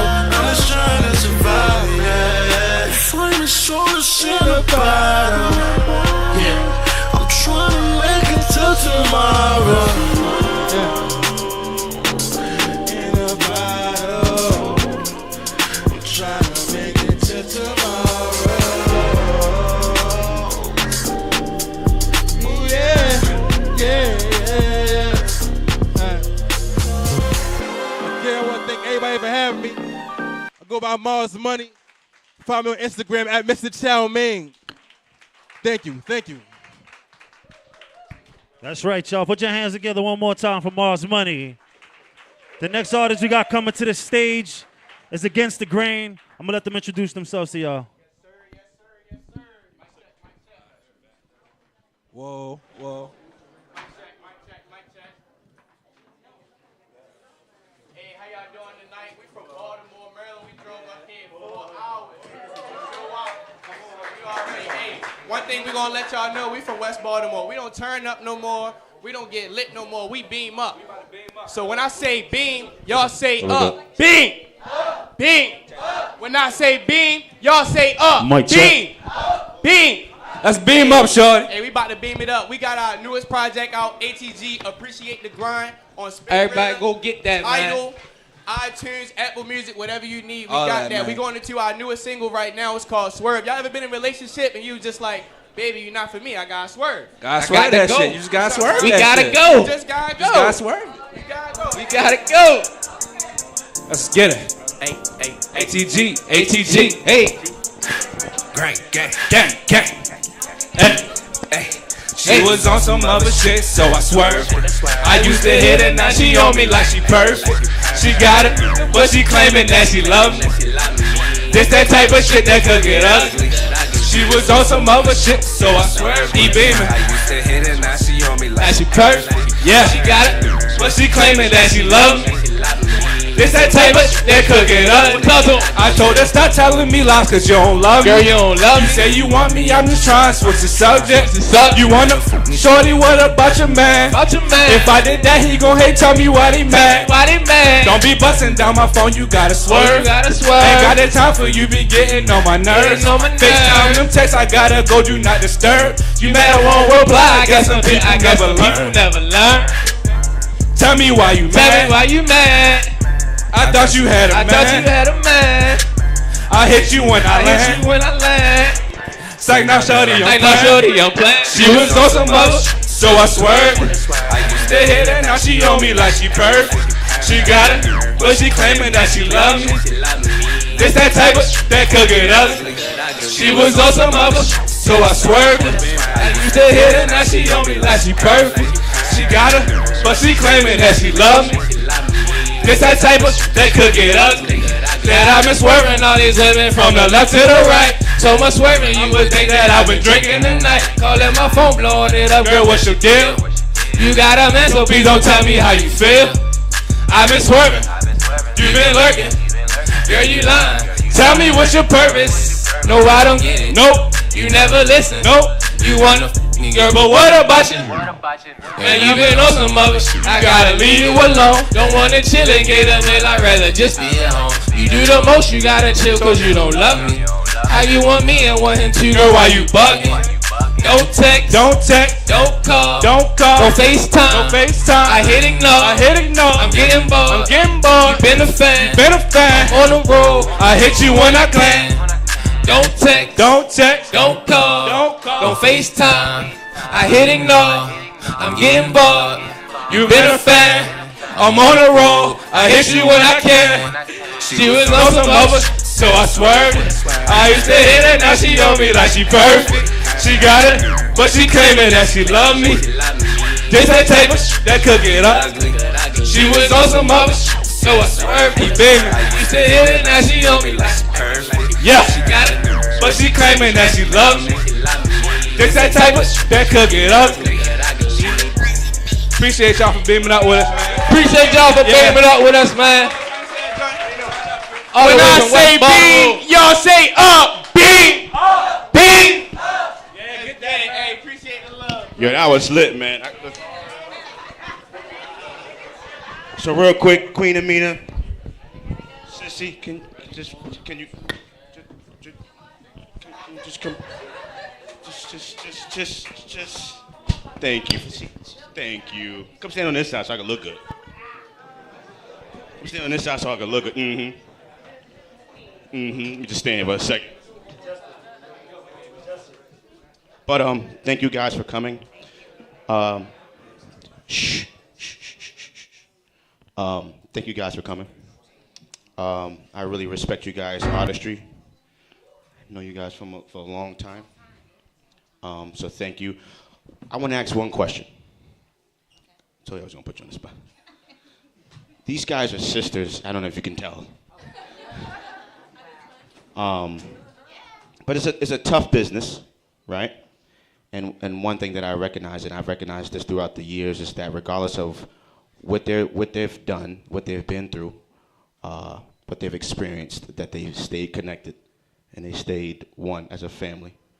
So I want y'all to just talk about that. Just the hardships of the business and how staying connected to family is very important. I told you that was coach, but So anyone, I want both of y'all to answer this question. I mean, I guess I think I can speak for everyone that family is always number one priority in life, like for anything, and for us especially because we're twins, so we have a different connection anyways. And we've always been kind of just, even though we live in two different countries, I live in Germany, she lives in the States, but we've always been connected. And I think like what connects us the most is like what we've been through together, because like pretty much our entire life we lived together, worked together, did everything together up until like I don't know 7 years ago now, when I decided to become a solo artist and she moved back to Germany. But up until then, we just the ups and downs that we experienced in the business, especially like being signed twice to a major record label and, not having the big breakthrough that we, hoped for, going through all that. And like, when we first got signed, like in 2005 to Def Jam, was the same time that all these artists that are all like huge stars now, Chris Brown and Rihanna and Neo, and they were all signed at the exact same time as us. And we felt like, they all had their big breakthrough, and what about us? Like we got left behind, and then we got signed again to J Records, and same thing happened. Like we worked our asses off recording for 3 years, actually like more than 3 albums, and nothing ever came out, and we basically got shelved again. And like, it's just like, you just have to keep going. When you feel like this is you, this is what you love, this is what you want to do, like, even no matter how slow, because right now things have changed for me. Sometimes life gets in the way. Like now I'm a mom, single mom of 2. I can't be in the studio every day. But, as long as you don't stop, I still go, but I go slower, And as long as you know that's what you want to do, and you don't stop and just get better and learn, because I'm even now still learning. I'm 35 now. And sometimes I'm like, damn, I'm too old now. But I know that I'll forever be doing it. So, age doesn't matter. As long as you keep going and working on yourself, like, that's all that matters. But as far as the sister thing, like, yeah, we live in 2 different countries now. It's hard. But it's like the music always connects us, and that's what connected us at first growing up, being like babies, literally singing before we could talk. Like, that's what made our bond so strong. Like, so yeah, music is life. So thank you for sharing. Thank you for coming. Safe travels. How long are you here? Okay, well, thank you. Safe travels back to Germany.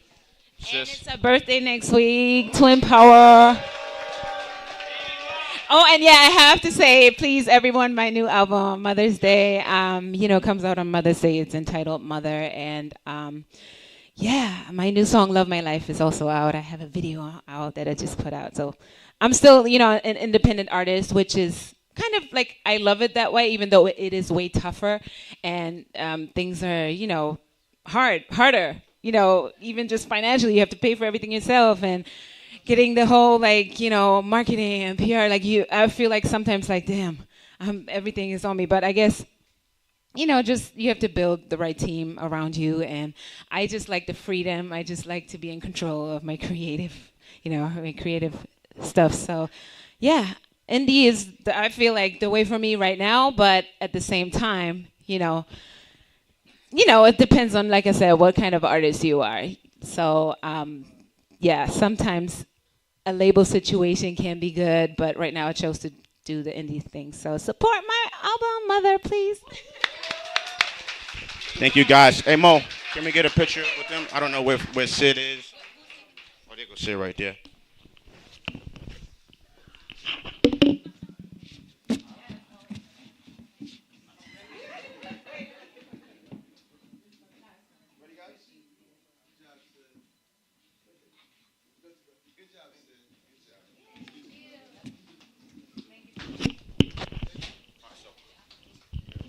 Real quick, I see that camera's flying right now. So I just want to make sure that we just know where this attraction is going. So as you know, we're here at Art and Rhymes, so make sure you guys hashtag Arts and Rhymes. Also, Music 101 College Tour. Music 101 College Tour. You can add it or you can put the hashtag. Cool? All right, so let's continue to rock on. Radio, who we got next? Next up to the stage, we got Majestic. Listen, everybody that come on this stage, man, let's show them love. It's not easy to be up here. So I know you came with your friends, you came with your peoples, but let's show love. One time for Majestic, y'all. All right, hold on, don't start it yet. How y'all doing today? All right, this song I'm about to do is called F It Up, but it's a clean version, Turn It Up. Like, I made this song basically to describe my music presence. Like, when I come to turn up, period. Like to have fun, make everybody feel good, so I make that feel good music. So, I'm ready.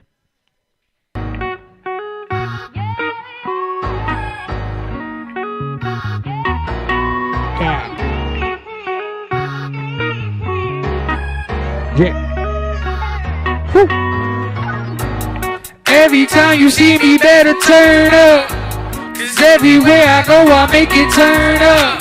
Yeah, I came to turn it up, turn it up, turn it up, turn it up, turn it up. Yeah, I came to turn it up, turn it up, turn it up, turn it up, turn it up. Introduce the swagger with too much drip. All my people's round me fly. You can never clown me, hit it cause I'm dip. Better than my own stitch. Just underrated with another kind of hit. Everywhere I go, I gotta turn it up. Remember to turn up. Every time I talk my ish like British, they ready for the spits. If it's raggedy, I'm with the ish. Always my smooth, making everybody move, keep it jumping to the whole club flip. All my people tell me I'm the ish, and I know I'm just someone with the fix. Go get it till I get it a living, then we live it alone, cause my people's with it, then we out of this trick, and I know that with the ish, cause all I know is kill it, kill it, kill it, kill it. Boy, I love the feeling when I'm in the building. It's easy to find black and see where my mind's at, and I'll keep it hillin', keep the bitches chillin'. Don't give me your contracts and make a rewind tracks, don't ask me to sign that, just get the booking. Swag God in the flesh, and my head is cooking, and now I got them looking, and that's why every time you see me better. Everywhere I go, I make it turn up. I can't turn it up, turn it up, turn it up, turn it up, turn it up. Yeah, I can't turn it up, turn it up, turn it up, turn it up, turn it up. Yeah, every time you see me, better turn up. Everywhere I go, I make it turn up. Yeah, I can't turn it up, turn it up, turn it up, turn it up, turn it up. I always turn it up, turn it up, turn it up, turn it up, turn it up. Stay lady, eyes with the glare. Say what I want cause I got no fear. This is what I do, party people need to hear. Fun tight balls, I'm a monkey over here. I be AC coolin', chillin' with my boys. You mad so what? You hatin', making noise on the roads, no voice. Can never get enough cause I really think you're loud, but really don't turn it up. Hold up, young king and I'm winning. I'm killing on every second and every minute. I'm with the biz, getting started and never finish. If you don't get it, I'm here to stay, won't diminish. Be on the mission, I stay humble and always grinning. Stay high, sippin' Henny, a little sinning. Kill a stage in big towns, I've never been in. Is you kidding? I'ma get it, the kid is better when I hold up. Bring the swag, that boy bad, styling. Hat, see the shirt, see the tags, boys underrated. Faded while you hating, I'll be cruising. Boy, we find a river like Jamaicans. Wavy, baby, it's crazy. You're home with the kids or you party with the ladies. Better get turned up, turned up, turned up. Talk a lot of hype, it's funny and back it up, cause every time you see me better. Cause everywhere I go, I make it turn up. Yeah, I can't turn it up, turn it up, turn it up, turn it up, turn it up. Yeah, I always turn it up, turn it up, turn it up, turn it up, turn it up. Yeah. Every time you see me, better turn up. Cause everywhere I go, I make it turn up. Yeah, I can't turn it up, turn it up, turn it up, turn it up, turn it up. Yeah, I always turn it up, turn it up, turn it up, turn it up, turn it up. You know, just like to be different. Thank you for the opportunity. Feel me? Once again, put your hands together for Majestic doing his thing one time right here.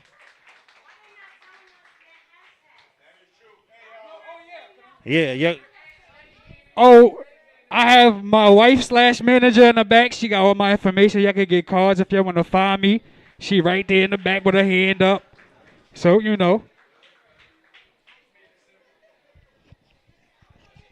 Miss Penny is absolutely right. As an artist, you should be leaving them with IG, your social media handles, so that if anybody liked what you was doing on tonight, they'd be able to follow you and support your music. So artists, say your name, where you're from, and give them your social media, just in case you do their thing and somebody's feeling you, all right? Very important. Thank you, Miss Penny. That's right, y'all. On to the next artist. The next artist touching the stage is Leona J. Here she goes, and I'm going to let her introduce herself. Hello, hello, hello. Hello, hello, hello. Y'all with me? I might not be able to be on this stage. I might fall through one of these holes fucking around in this shit. Yo, what's up? My name is Leona J. Lionajae. Y'all here with me? Say what up. All right. I might ask for some of your help. So if I say something like, let me get a... that usually means that I need y'all participation. Now, we're having a conversation here tonight, right? All right, so I'm going to converse with y'all. How you like that? All right, shit we need to hear. So just to make sure you're listening, I'm going to say a little bit of it right now, and then we're going to drop that beat. Y'all hear me? All right. Listen. Equipped with 2 weapons on each hand, no manuals to life, we got to fight for one each man's. Everyone for themselves, fuck everybody else. Don't talk about community, you're losing me. Everywhere I turn, I see the lack of peace and unity. Rolling down the block, I see him grabbing on the Glock, and it's non-stop. Call upon the burner, the block's hot. Running out of breath at the rest stop. No taking a rest, pop. We're built upon a nation of demolished race and forced to run a race when ain't nobody racing. All is complication. We need a conversation just to lift vibration, just to stop the hate, promote the elevation. All the time we're wasting. Kids will feel the drugs before the love. Quick to point the finger at the music that we choose to bump. So we're the ones who fuck them up. Their role models turn them suicidal, poor excuse. Cause in the streets they call it survival, not drug abuse. Yo, no vocals on this shit. Go ahead, drop it.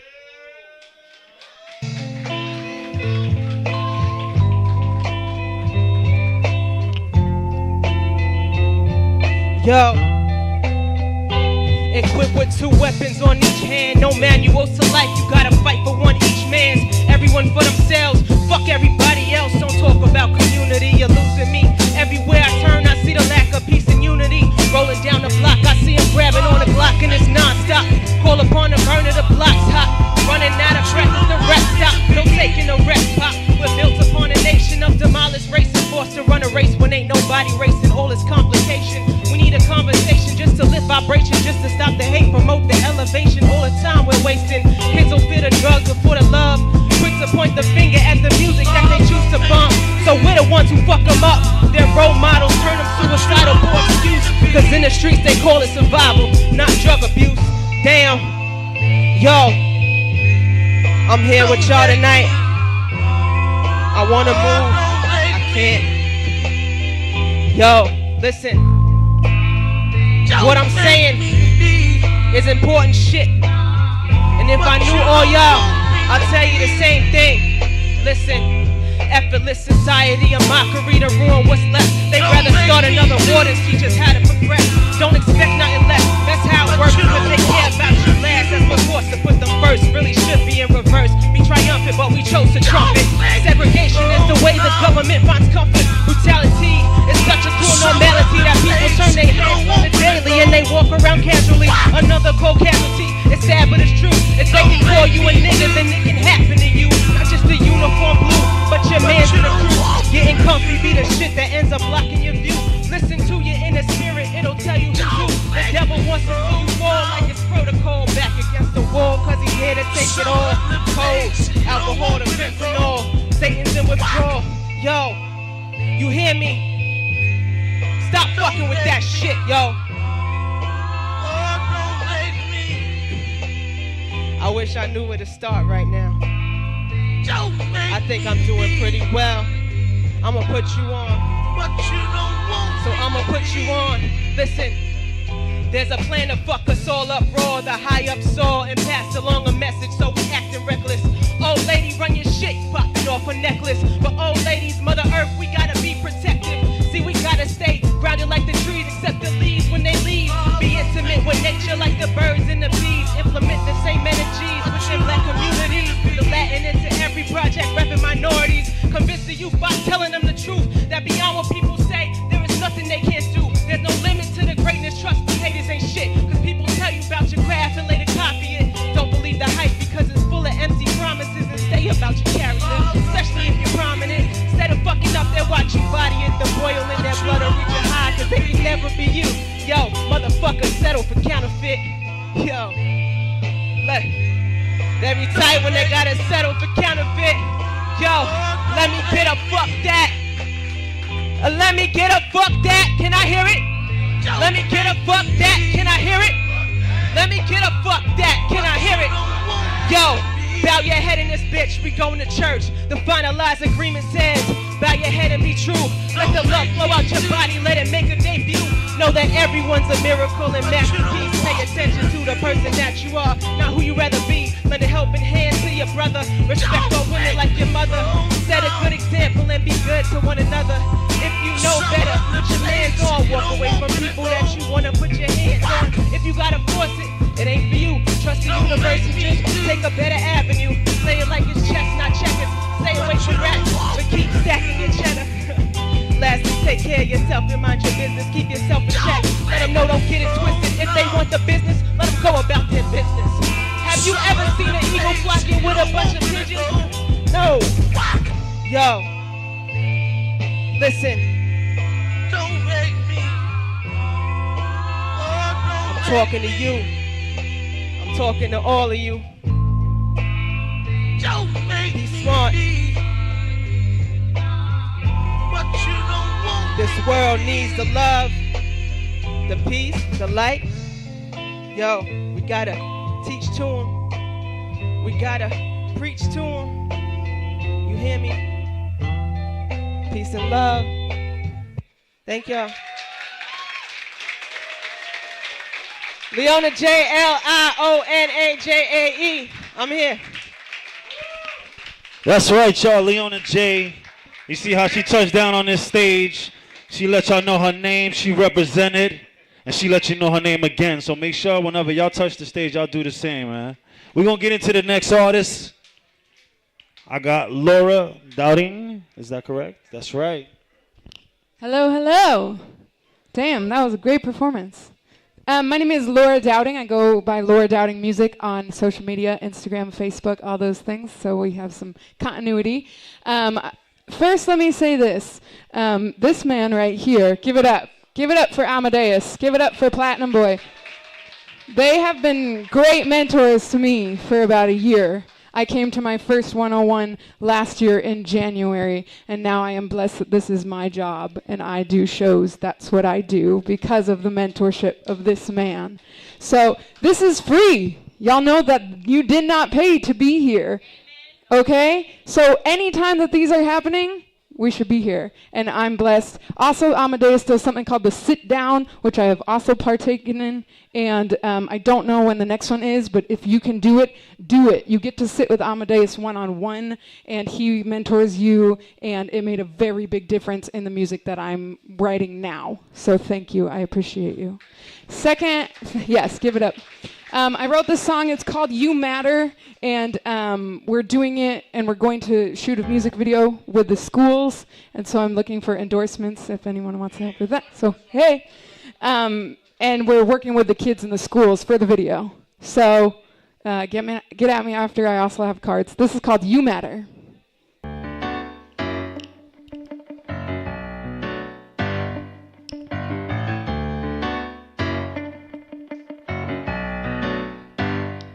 I've been beat down, left out, shook up. I've been run around, lost ground, shit out of luck. But I also know the weight it makes you stronger. And no worries, I done seen those brighter days. Come on. You never know who's listening. You never know the difference you can make. You might never know you're valuable. No matter what they tell you, you matter. I said no matter what they tell you, you matter. I've had my heart broke, money slow, and my body's out of control. I hated myself, I needed help to find my way back to my soul. But I also know the story's gotta be told. It never gets old. Who's gonna be the one to tell yours if you don't? You never know who's listening. You never know the difference you can make. You might never know you're valuable. No matter what they tell you, you matter. I said no matter what they tell you, you matter. You might not believe in you, but I do. The essence of everyone here is the truth. No matter what you've been through, your story matters too.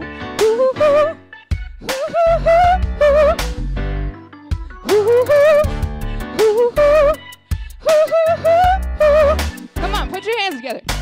You never know who's listening. There we go. You never know the difference you can make. You might never know you're valuable. No matter what they tell you, you matter. I said no matter what they tell you, you matter.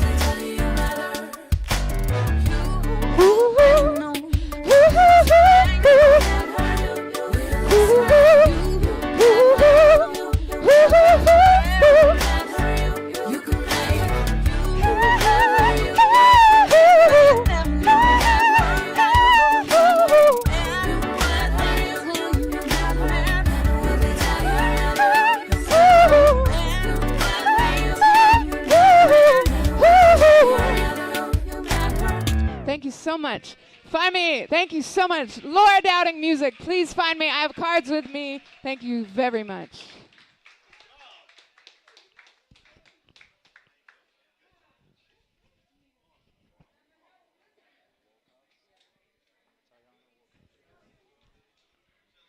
Put your hands together one more time for her. She's doing her thing on the stage representing. I got the next artist coming to the stage. I don't want to mess up her name, so I'm going to let her say it herself. She's a beautiful artist. Just let her speak to y'all.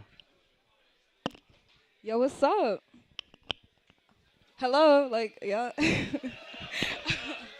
My name is Tayana Walcott. I'm 15 years old. I'm like the youngest one here, so it's like crazy. But I'm a singer, songwriter, rapper, and music producer, and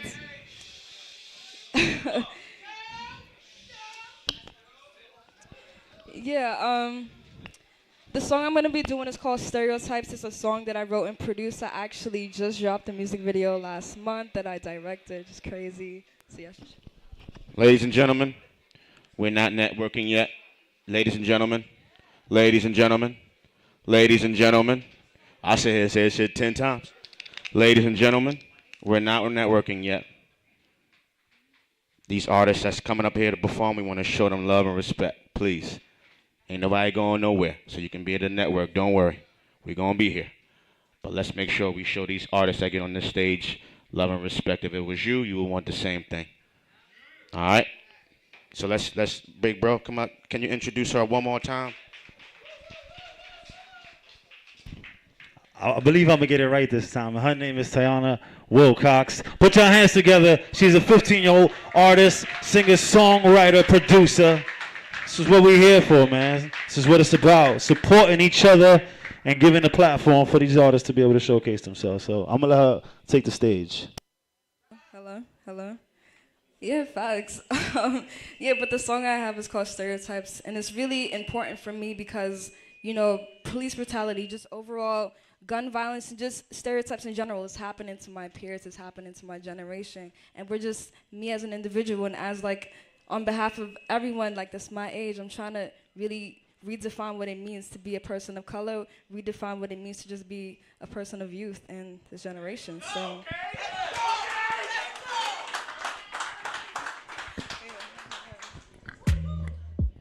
What? Yeah. Yeah. Huh. Yeah.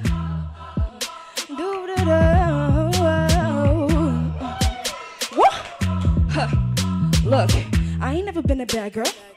Getting into the wrong things, cause I always be working, trying to get my big dreams, I have no distractions, yeah, just priorities, I ain't gotta be a savage, what, if I wanna be mainstream, but that's not how they see me though, these stereotypes and statistics, they'll pick me with characteristics that I'm vicious and shouldn't exist, that's why they shooting the melanin that's in my skin, racial profiling based on not pigment, they judge by appearance and I was within, oh, nobody thinking that I'm right. I'm not no typical, so they don't know who I am. Cause they use stereotypes to get away with crimes. They use stereotypes to take away your lives. Oh, nobody thinking that I'm right. I'm not no typical, so they don't know who I am. Cause they use stereotypes to get away with crimes. They use stereotypes, yeah. I don't wanna be a target. At the same time, I don't wanna have to alter myself to look less like a monster. So called they feasted upon like weird carcass. The media eating it up and they beating us up and they don't give a what about us. Cause they think that we're dangerous. Who do we call cause there's no one to trust? I'm tired of seeing my people affiliated with the negative connotations. I hate it, I'm getting frustrated. They be thinking that we're uneducated but so underrated. Dealing with discrimination, the nation of so-called opportunity. In actuality, we're not really free. It's all just a game called a monopoly. Yeah, oh man. They thinking that it pays. Oh, you stereotypes. They use stereotypes. Oh man, body thinking that it dies. I'm not no typical, so they don't know who I am. Cause they use stereotypes to get away with crimes. They use stereotypes, yeah. Oh man. Yeah. Thank you guys so much. Thank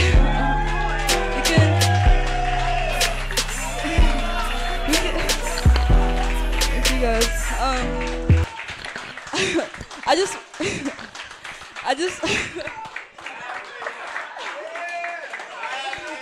I just want to get my social media out for a second.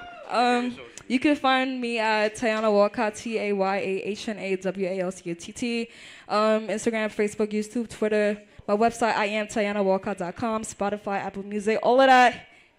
2018, we up. So wait, hold up. So she's 15. And she was ready, and she dropped. So look, right now we on the BET Awards, and you just won your award, right, for that song. So I'm gonna interview you. Let me see how you do in this interview. So, wow, congratulations, you just won this BET Awards, and I just heard Grammys called, and they said you nominated for this song. How do you feel? Oh my God, like, wait. I mean, like, I don't know, like, to be honest, like, this is what I'm passionate about, and like, just like promoting your positive message and just doing what you love, you know what I mean? You have to work hard in life in general. So I'm just trying to put my effort towards things that I'm passionate about, things to bring awareness, because we're in 2018, and I'm telling you, my generation is gonna take over. So wait. So you have this hit song. You know, what was the process when you were making this hit song? Because everyone loves it. Kids around the world loves this song. How did you make this song? What was your inspiration behind making this song? I actually made this song in 2015. I was 12. Black Lives Matter had just came out. I was like, yo, we dead, like, civil rights, who? Like, we about to bring this back, you know what I mean? And, yeah, like, I was performing it around New York City, but then, like, this year I was like, yo, like, police brutality is still relevant, it's still important. I'm gonna make this an official single. So I reproduced it. I was like, I wanted to release it for Black History Month. The music video came out like the first week of March, but like, you know, I was like, yo, like I have a voice. You know, social media is crazy right now. You can really use it as a way to get your point across and really touch people. So that's what I'm trying to. So I'm gonna ask you this last question. You're 15, right? Yeah. Wrote this song 2012, right? Yeah. 2015. 2015, excuse me. So there's so many things you can be writing about. You can be writing about your braids. You could be writing about boys. You could be twerking. So much you could be doing. But you're doing the right thing. So is there someone in your life that's influential, that has raised you a certain kind of way to be the young queen that you are? Is she here? What up, Mom? Come here, Mommy. I'm just preparing you for the Grammys. I'm just saying. I'm just preparing you. This is what this is about. Hi, Mom. Hi. Hello. Did you birth this lovely young lady? I did, and all her life she was ahead of, you know what they say when they're just ahead and they just have a certain awareness. You know, she's just always been.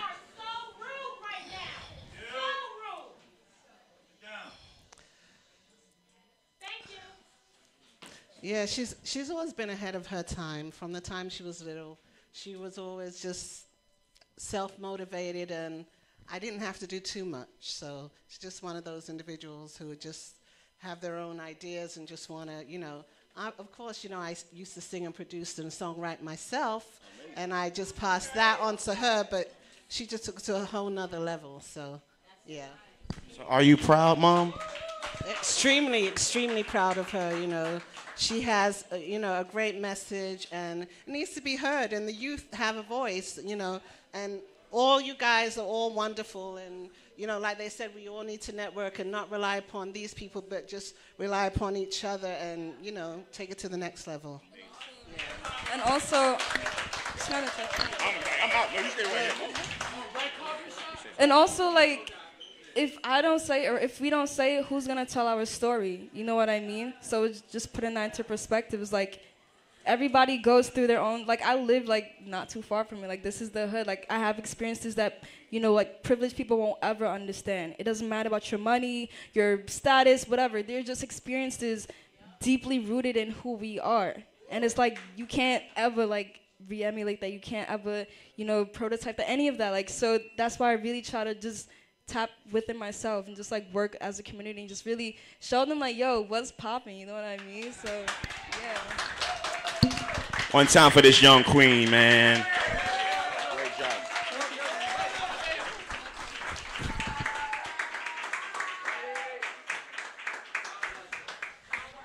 Great job, Mom. God bless you guys. It's amazing to see family support. All right. Put your hands together one more time for her. She definitely stepped on this stage and put it all out here for y'all. I'm about to get right into the next act. He goes by the name of Steve Young. He's going to speak for himself. I don't know if he's the football player, but yeah. What's up, guys? My name is Steve Young. I go to a lot of shows, and it's really nice to see the lady MCs holding it down stronger than a lot of the men.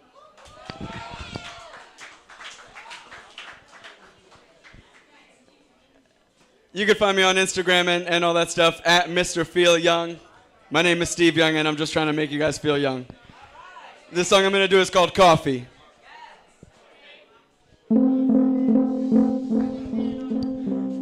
Starting our day off, feeling good. You need that cup of coffee to get you going.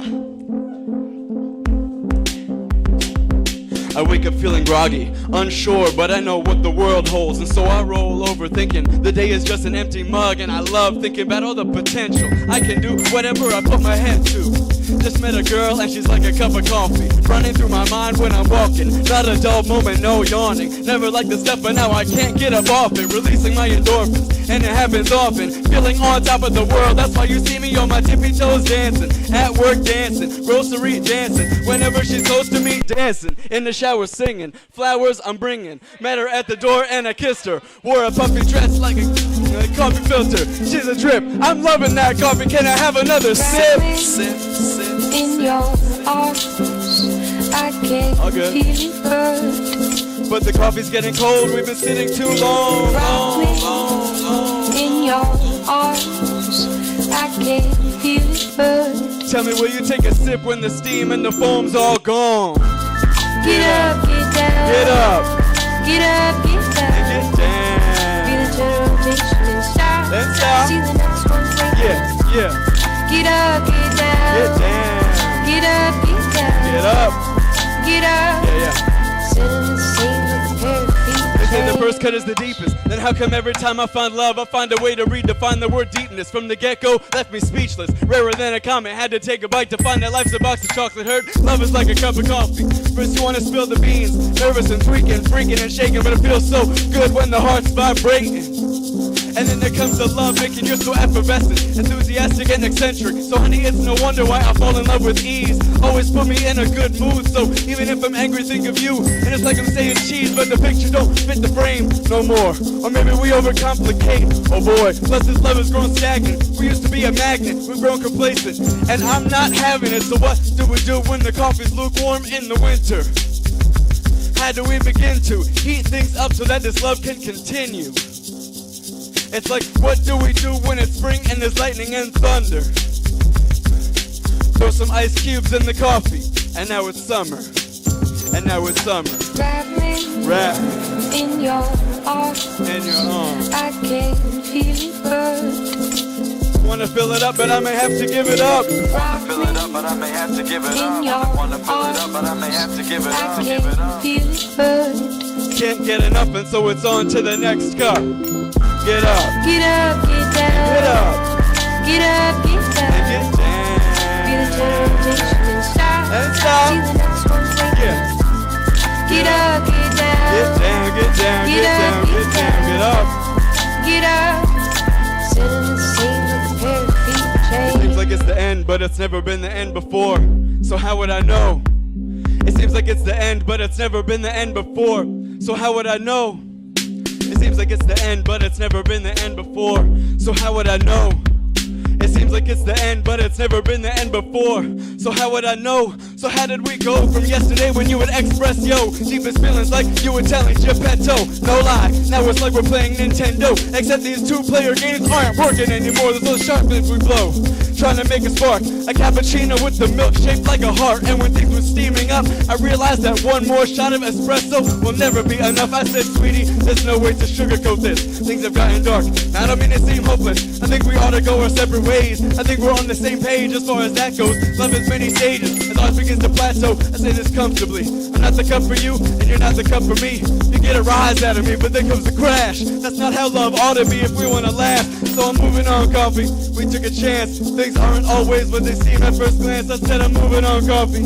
Don't be judging me. I just met a girl and she seems like my cup of tea. Wrap me in your arms. Yeah. I can feel it burn. Best and the worst parts about love are falling. Falling. In your arms, I can feel it burn. But after 500 days of summer comes the autumn. Oh, what the? Get up, get down. Get up. Get up, get down. And get down. Feel the rotation inside. And stop. See the next one break. Yeah. Get up, get down. Get down, get down, get down, get down, get down. And get down. Yeah. Hey, one more time. Get up, get down. Get down. Get up. Get up. Yeah. See the next one waiting. Get up, get down. Get down, get down, Get up, get down. get up. Get up. Yeah. Sing with their feet change. Thank you so much, guys. It means a lot. Thank you, Amadeus. Thank you, Arts and Rhymes. This is like, I didn't really anticipate performing tonight, and to have this opportunity is amazing to just, be able to witness the knowledge and experience and wisdom that was on the platform up here, and then kind of be able to switch it around. So, thank you so much. Again, my name is Steve Young. I'm on Instagram and Twitter and all that stuff at Mr. Feel Young, or my website is feelyoungmusic.com. I have some business cards if you didn't get to jot that down in time. Thank you again, guys. That's right, y'all. Steve Young right there. And once again, this event is brought to you by Platinum Boy Music and Arts and Rhymes, and we are not done just yet. We got a Q&A about to come up. Of course, we have some panelists here. We have some questions I know each and every one of y'all out there have. So we're here to answer these questions and let y'all know what's going on and give y'all insights to this game and things like that. Amadeus, you want to take over this and keep it going? Can I grab my panelists to come on stage with me real quick, please? Please. My man said. Hey, Peggy, LG. Yeah, but I don't know. No. The seats up here might get a little crazy. Hey. Huh? Oh, okay. So every panelists up here, audience, please grab a seat. Find a seat if you can, please. Check. Mo, I don't like this. I want them sitting down again. Yeah, I don't want y'all standing up.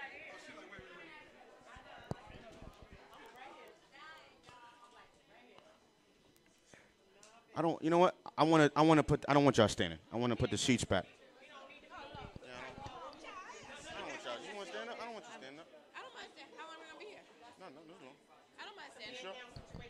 Yeah, see, watch this. Hey Mo, I don't like that. I want them to sit.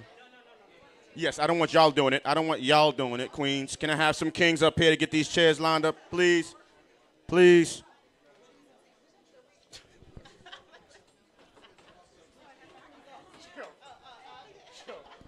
I just said we're gonna take a picture. Does anyone have a question? If you have a question, please line up here, please. Any questions, please line up here quickly. Check. Now, I want y'all to chill out. Mikey.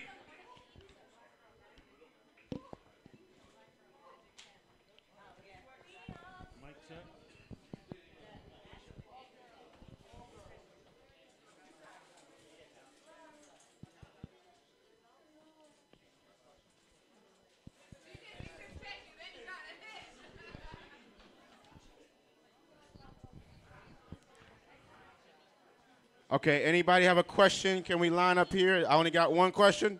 It's going to be nice and quick to the point then, goddamn. All right, cool. One question?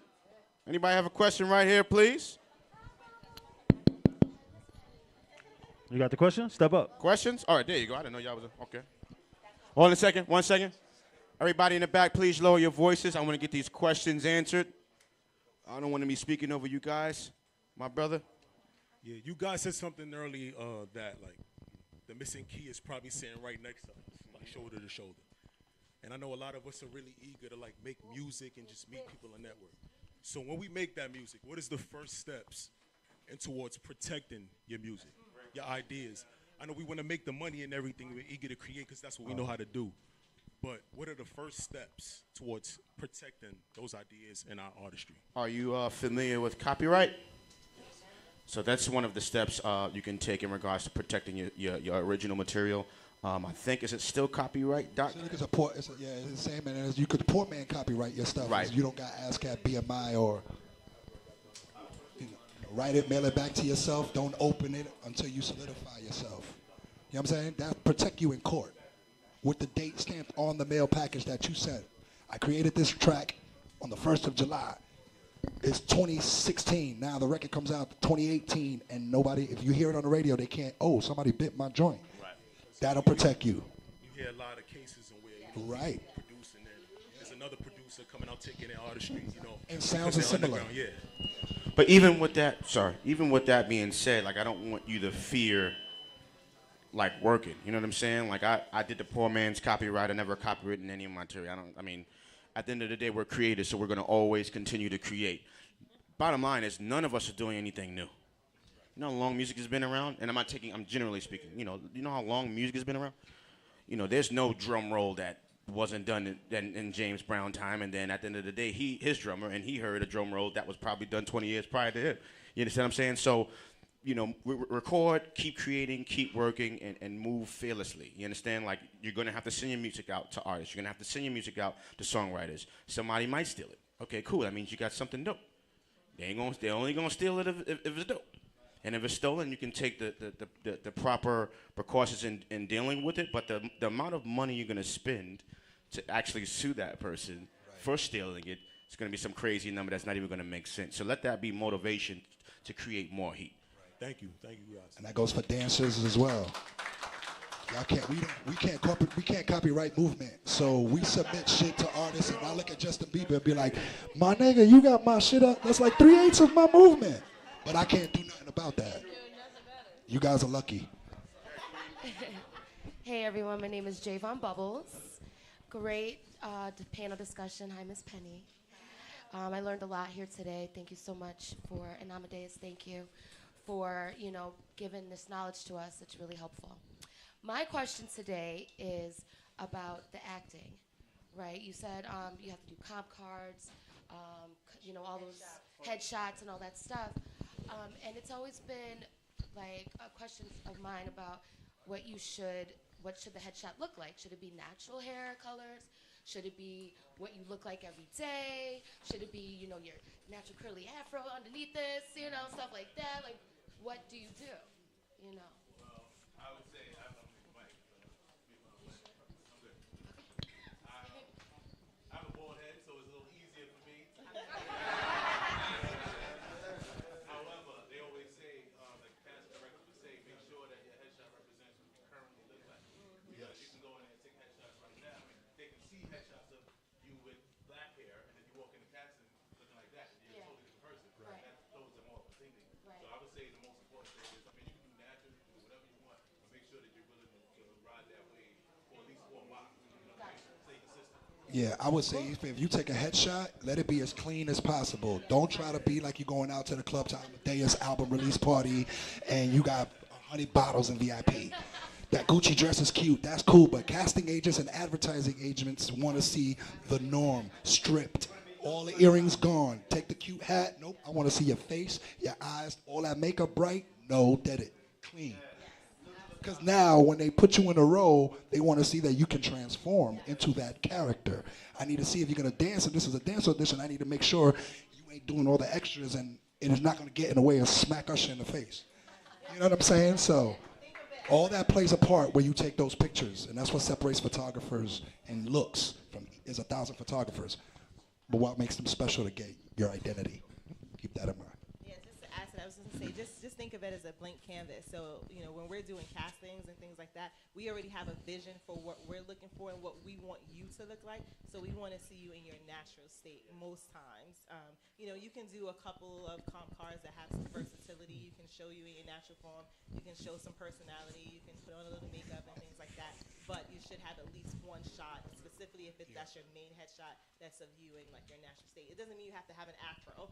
You can still have whatever you do to your hair. But it's more about just like your look, like your face shouldn't be overly done with makeup. And a comp card is if you decide to model, do print, magazines, any fashion editorial, that's when you give that card. It's 4 looks on one little 5x9. I could be like that. When it's acting, it's just 1, 8x10 in the back and your resume. Here you go, boom. And if you want to take a step further, I already recorded my own monologue and it's on that USB. I said I'll be handing out. Hold that too.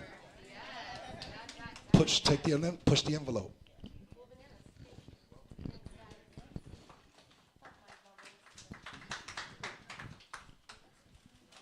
Hi, everyone. Thank you for being here. My question is about the business aspect of it. As a lot of us upcoming artists, I think something I'm learning from this man is to utilize all the resources available to you. I don't have maybe the money or but we can all work together and do that. And so I guess my biggest question is like, because I think for a long time I was discouraged about like, I don't have the money to buy a track from Amadeus. Like, what am I going to do? And so, right. Well, I did. But yeah, here I am. But just, I guess, general, you can all take that wherever you want it. But what's the best way to say, okay, I have X amount of dollars in my pocket. How do I stretch that? How do I work that? One thing I learned in this business is networking is key. All right, so no matter, you could be the flyest in your neighborhood, have all the fly shit, the best car, whatever. But if you're whack, you're whack. It's all about where your energy is, like they said, all the elements to be good people. I might have never worked with him, but I know what Johnny said. He's humble. He's always been that way and never changed. And I see him in Las Vegas like, I'm a dad. He's still the same dude, like solo, like, you know what I mean? So the relationship is there. We've never worked together, but the day we decide to work together, it don't matter how good I am, what I'm bringing to the table, because we build and we have that connection and he knows I'm genuine, he gonna fuck with me. Guess what? I'm not a rapper, but I'm a rap, and he gonna give me that track. And then I'm gonna lace it, because he's gonna be like, damn, Ed, I didn't know you could write. I was joking before, like, yeah, I cost a whole lot of money, but I do work with other artists. Now, because I'm a PR, yes, but I do work with artists and try to help you get to the next level. But I don't charge you what I would charge a regular person, but I do help you get to the next level. But I only help you for 3 months. By 3 months, you should already know what you need to do. But I do, because when I started at Def Jam, Sean Peckus and Shampoo helped me. So when I started, they met me I was a bartender at a strip club. I'm telling the truth. I was a bartender at a strip club. And Shampoo came there doing a video shoot. And because I had that whole attitude, like I was maneuvering stuff, he was like, I need you. I was like, need me to do what? Oh, let's get it straight. Like, do what? No. He was like, no, I like your attitude. I like your swag. I was like, okay, and to do what? He was like, no, I'm looking for an intern to work under me. And Shampoo was the head of marketing and street team. So I was also one of the girls outside holding a poster, walking around with all them artists, everything. I was doing the same thing as the street team did. So I started from the bottom. So that's why I said I interned. I don't have no pride. I'm very humble. I give plenty of opportunities to people. But the point is that I don't work with everybody. If my vibe don't work with you, I'm sorry, but I can't work with you. I just can't. And it's nothing personal, but I work with people with I charge you like, I would throw a number like, I'll say 150. That's a great deal. But you got to pay me every month though, because it shows your dedication. Exactly. See, if you miss one day, then I know something's wrong. Yeah, to piggyback off of that, I think when you decide to reach out to people and you're asking someone, especially to leverage their knowledge and their resources, understanding that, everyone here has, as Penny just said, pounded the pavement, has put in the work, has spent years and years and years curating these crafts, curating, whatever it is that they do, their artistry, their talent, dancing, singing, performing, management, marketing, so for us to dedicate our time to immersion artists, it takes a lot out of us, especially knowing that, and again, we do, like I said, people reach out to me all the time to pick my brain or to, ask for advice, and I'm always willing to help, but you also have to show me that you are serious about what you're doing, because now you're taking precious time away from me to help you, and if you're not serious, if you're not prepared, you have to come to the table with something, whether if it's not money, then you just have to have a true passion and dedication that is reflected in the way that you present yourself to me, the way that you take time to put your stuff together, like you said, show up on time. I'm amazed that people ask me for favors and they show up like 30 minutes late, 20 minutes late. That tells me a lot. Yeah. And writers, your work ethic. Those two words, work ethic. I might not be an artist, but guess what? I know how to put that pen to that paper. So I'm going to hit Amadeus like my dude. He going to be like, yeah, I'm cool. He might not read or listen to what I wrote, but he's going to get an email every 2 days with 3 versions of that motherfucking record, and I ain't going to stop hitting him with jewels until he goes, yo, Ed, bro, I didn't even ask for that, but now you got 30 versions. How many times you work with Puff and Puff go, yo, I like that. Do it again from the top. Give me another beat. My dude, I don't care. I'll leave it. I'll come back. I need a new record. Teddy Riley, the same way. That choreography was dope. Do it again. What? So now when I go to rehearsals, I got always 3 versions of what I'm going to show the artist, what I'm going to play. Your work ethic will show Amadeus that you want to be a writer and you're not playing around. So you're going to do whatever you got to do to get his consent to go, yo, I'm going to give this kid a shot. Yo, he's working harder than half of the writers I got in the studio right now. If you show that, it'll speak for itself. But for me, wait 1 minute. For me, don't say you want to pick my brain. I'll cut you off.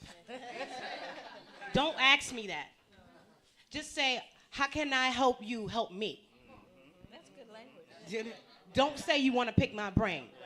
Because if you're going to pick my brain, you don't need to pick it. I don't need that. Thank you.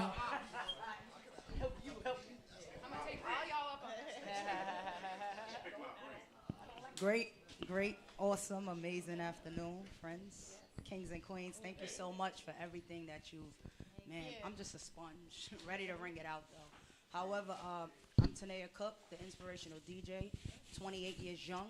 I've been DJing since I was 14. However, my brother's in the back. He's been frustrated with me. Can I take y'all back? You know, he's been frustrated with me, you know, when I started my career as DJing because he saw something in me that I wasn't ready to see in myself. And I was trying to find my niche as a DJ. You know, I knew I could rock a crowd. I don't even have to practice, get on the tables. And baby, your weave sweated out, your feet hurt, your grandmother, everybody's dancing, everybody forgot about their bills or what have you. So I knew what God placed in me, but I just didn't want to sound like Funk Flex, Mr. C. I love them, but I felt myself sounding like other DJs. So that's why I couldn't be in sync with what he saw for me and me actually up doing it on a day-to-day basis. So, you know, I have my gigs and things like that. However, I took a break and I just started to find me, personally develop myself, and just realize what God really blessed me with. You understand? And how can it sync with what my calling is? So I started speaking, and people love when I speak. You know, I speak life instead of death into people, and I'm like, wow. So recently, I just found my calling, and that's why I went from The Truth. If anybody got my business card, it says The Truth, DJ Near The Truth. My new business card is en route, and it says The Inspirational DJ. So now I found my calling. I just finished DJing in Guatemala. I went to build a school. Like Johnny kids Nunes don't and have being a education. photographer. Amen. That's all God. It is So all everything go to God. And these kids don't have education past the 5th grade. And I was able to do that with my team. You know, we built over 120-something schools. I took my birthday, February 28th. It was from the 22nd to the 28th.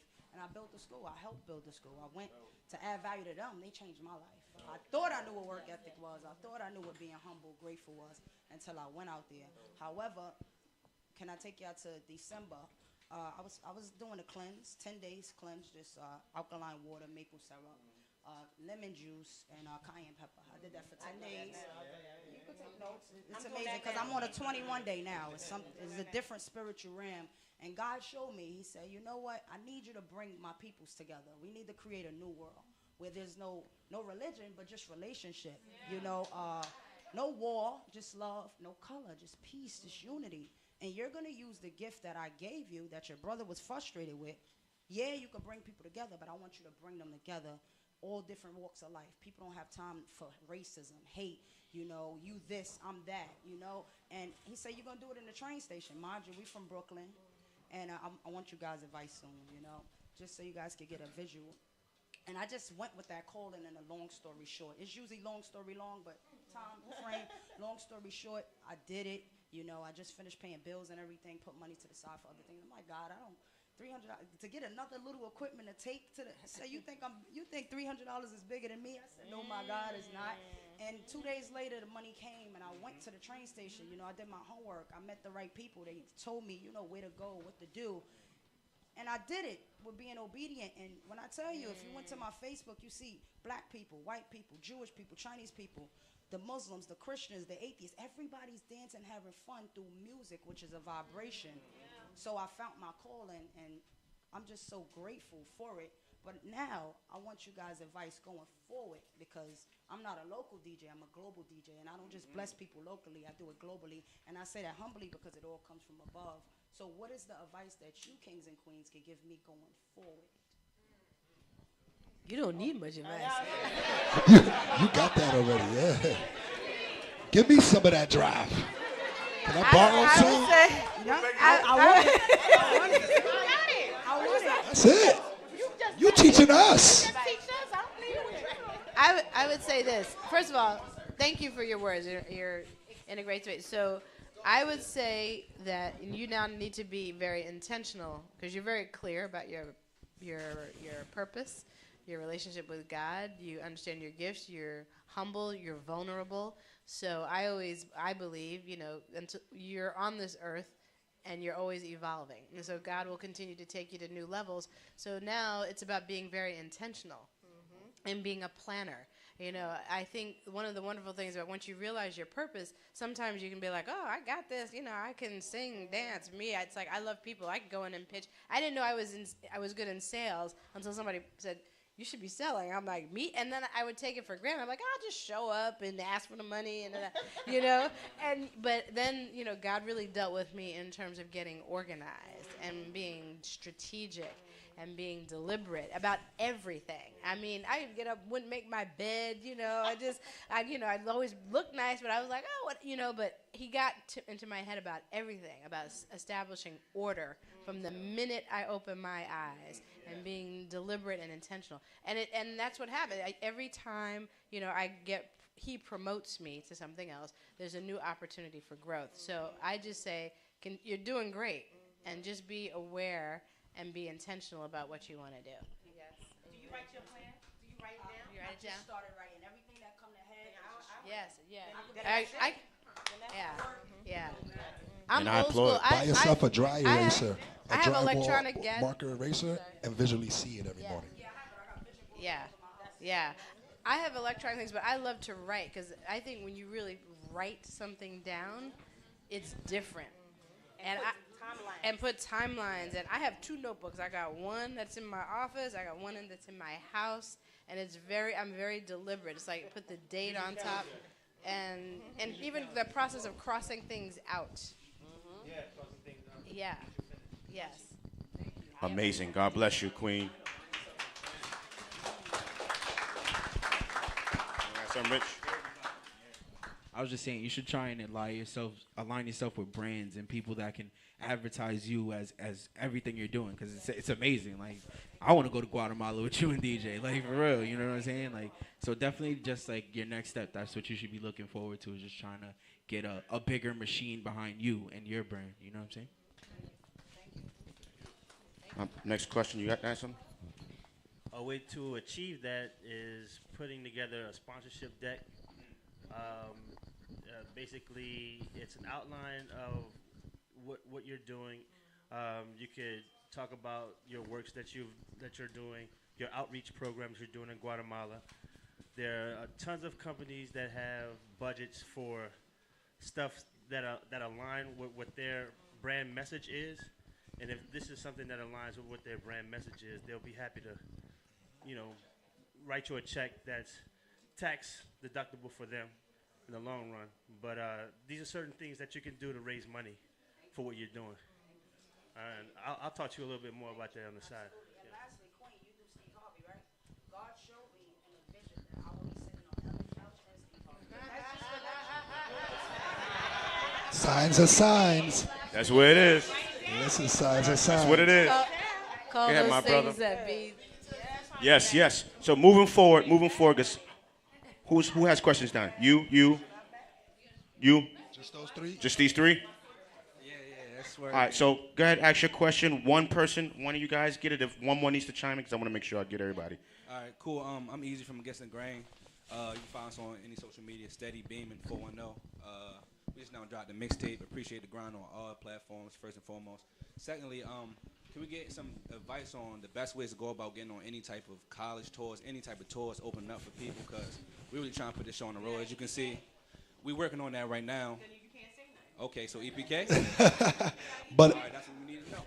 But I would also say on that note is that you got to do as many local shows as you can in your hood. Record them. Look at every flyer in your city of a concert hitting that arena, that Beacon Theater, that Apollo, that Madison Square Garden. And it's always going to say Live Nation. It's going to say AEG. It's going to say brought to you, sponsored by such and such company. Them is the dudes hiring the opening acts for the artist that's headlining. If you do a bunch of shows and create that buzz and show promoters, you rock it. Yo, what's different than Tekashi 6ix9ine? Without a deal. I'm going to just shoot some shit. I'm going to be crazy. I'm going to be rainbow bright. I'm going to dye my hair. I'm going to play a role that everybody watching thinks. And I'm going to sell that. And guess what? Everybody's buying into it. So he's going to get shows. What's your angle? Let the show speak for itself. Just like I told y'all over there. And simplicity is the best thing ever. And the promoters will be like, yo, I need them little young boys to open up. And guess what? You get the 6 o'clock slot. The doors just open. You got 10 minutes, 6 to 6:10. My dude, the lights are on, go ham. Always, Shit always. on everything on that stage and walk away from it. Because they'll talk. And what social media do? Talk. And that's what you want. Definitely. We won't get to the EPK. Definitely. In that EPK. I've been there. I haven't performed there before. We tried it. That's a good spot for you to start, doing some research and trying to see if you can get a Definitely, yeah. We can open email and stuff. Definitely. Appreciate you guys. Definitely. And believe it or not, and I say this all the time, everything that's needed, possibly, anything that you can possibly need is at your fingertips. We did not have the internet. So that means we had to physically go out and connect the dots. This generation that sits in front of me, unbelievably. MySpace. You're asking me how do I get these songs on Chris Brown album? How I get songs on such and such. I go online. They all have websites. They all have management contacts. I just gave y'all a plug. I hope y'all took that. Paid attention. Someone's gonna respond. Someone's gonna not. My brother's sitting right there. He's seen me do this for 17 years. I used to go. Remember in CDs and cassette tapes? I used to go buy cassettes and CDs from the Wiz and open them. Before I played any CD, I looked at the credits. In the back says the A&R and the executive producer. I went and found and researched and found the domain name of that particular label. So Def Jam and Universal Records was at umusic.com.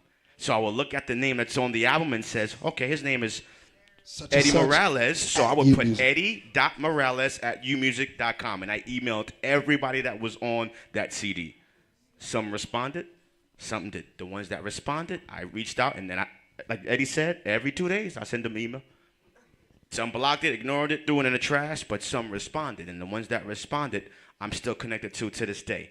So the point I'm making is and I'm challenging every single one of you guys to stop being lazy and stop expecting things to fall into your lap. Right. Whatever you need is available to you. Do the research, do the work, go get what's yours. If you don't, you're going to sit back and watch someone else do everything I'm telling you to do, and you're going to be sitting there watching them, like he mentioned, Tekashi 6ix9ine, performing, saying, I'm better than him. It's not the fact that you're better than him. It's the fact that he outworked you. Yep. And then the people be bitter. After that, why you bitter? You had the opportunity 7 months ago. You taking 8 months to give me one record? Boss, you late. Now, the fact that she says you need an EPK, right? That should be on your agenda right now. What's today? Today is Thursday? Wednesday. 11th. Wednesday? See, when you travel all over, you know what's happening. I just know where I needed to be today. But what I'm saying is, this by next week, that should be in the works. That should be done right. That should be done next week. And mind you, somebody put me onto a website called, I'm probably going to say it wrong. Is it Fiverr? Fiverr? You know what that is? Yeah, I'm hip to Fiverr. Hold on a second, guys, and we'll move forward. I'm just gonna pause for this special emergency announcement. This website, you can have anything possible done. And for a donation. I'm about to write that of down possibly myself. $5, $10. I needed my brother created my brother. He's actually ill, and he created this logo. So this file was probably created like 15 years ago. So I needed the the vector file created. They charged me $5, and I got it in 24 hours. They do websites, postcards, EPKs, whatever you need. How do you spell it? It's Fiverr. You ain't writing or nothing. Oh, I got it. I've been checking them All out. right. I got you. I got Just you. make sure. So y'all all need to know that website because it is amazing. And that saves a lot of money for folks. Yo. I remember in the 90s, you had to print everything up and buy Listen. every CD. And Popping. How do you say it? How do I say it again? Fiverr? Fiverr. Cool. You got that? Next I question. appreciate you. And we got the merchandise back here. Next question. There's another one. Hold on. She's giving you another one now. Peopleperhour.com. Let's write that down. People. That's no? Okay, back to the, what's it? The Fiverr. Back to the Fiverr. Question. How you doing, guys? I'm a music producer, and I've been doing it for a little while now. And I realized, as a music producer in this era, it's not just sitting down making beats. It's like a whole business, like Amadeus right here. It's like everything. So I need, it involves almost like everybody sitting here. So I just want to know, as a music producer, like, what exactly can I do to build to end up like? Okay. Here's what's gonna bother me, and I'm always gonna keep it a million with you. The question you're asking right now was answered over 1 million times a day. The question you're asking was answered 1 million times tonight. From marketing to branding to social media to EPKs to all of these things, outlets, and where you at, King? I was here. I'm just. So you really don't know the answer to that question? I'm gonna challenge you. You really don't know the answer to that question? I know some of it. I guess. I guess I'm trying to specify. I'm trying to specify it for a music producer, like for music producer, like, and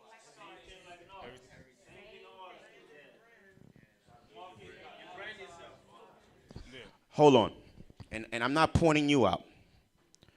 I can only be one way, and that's real. Here's the thing. Here's the problem. The problem is this. You're getting this information. This is for everybody. You're getting this information. No one has done this for us. In life, you might not get a second chance. 1, 2. In life, someone may not say it again. You got people that work with Diddy, people that work with Jay-Z, people that work with Justin Timberlake, Trey Songz. Trey is gonna say, y'all need this, boom, boom, boom, boom, boom, boom, boom, and walk away. I wish I would say, what you say? I wish I would say, what you say?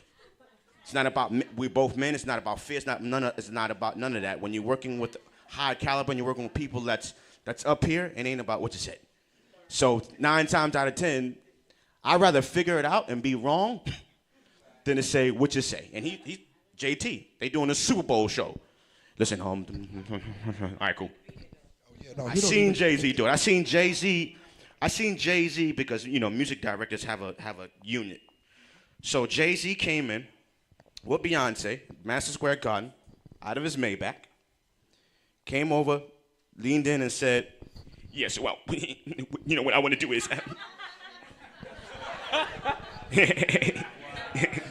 Yes. So he came in, said his little 1-2, and that was it. Took him 2 seconds to say what he said, and he knows because he's put shows together. This king came in and changed the whole show and walked away. I'm gonna do this, and that. All right. It was a half hour before showtime at Madison Square Garden. Jay and R. Kelly. Give you 3 more of those stories. We can tell you 1 million of those. Trey would come in and say, "What we doing? We're gonna do this. Fab is coming out here. Yeah. All right, cool. I don't want to do that song. I don't want to do this song. I don't want to come out. I don't want to come out with this, and I don't want to come out with that." You rehearse for a month. Right. Yeah. Figure it out. Yeah. Let me know what we're doing.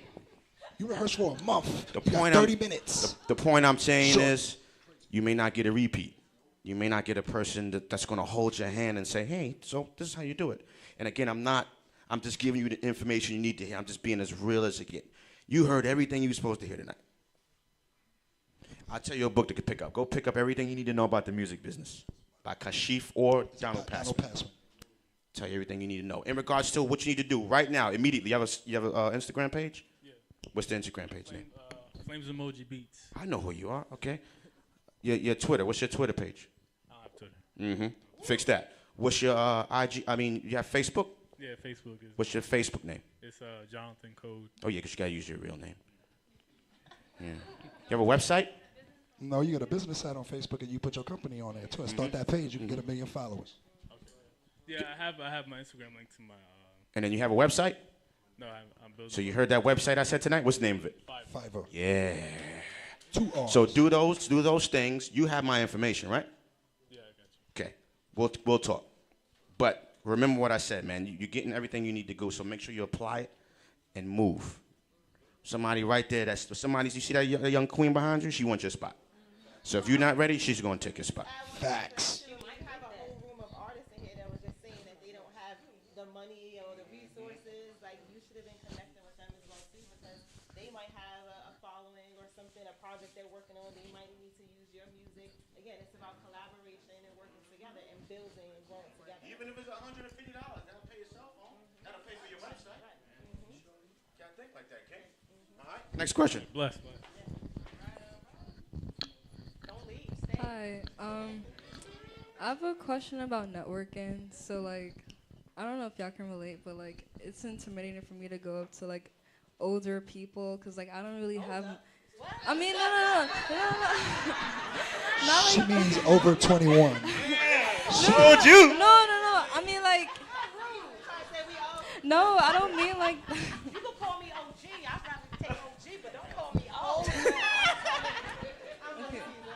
All right, this already came. We messing with you. You already need to be hitting your school. You don't need nothing else but the school.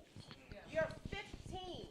Oh, actually, I wanted to talk about that. You need to be hitting schools right now because your word, your message, a lot of panelists didn't hear you. Right. But your message will kill the community. We can work together.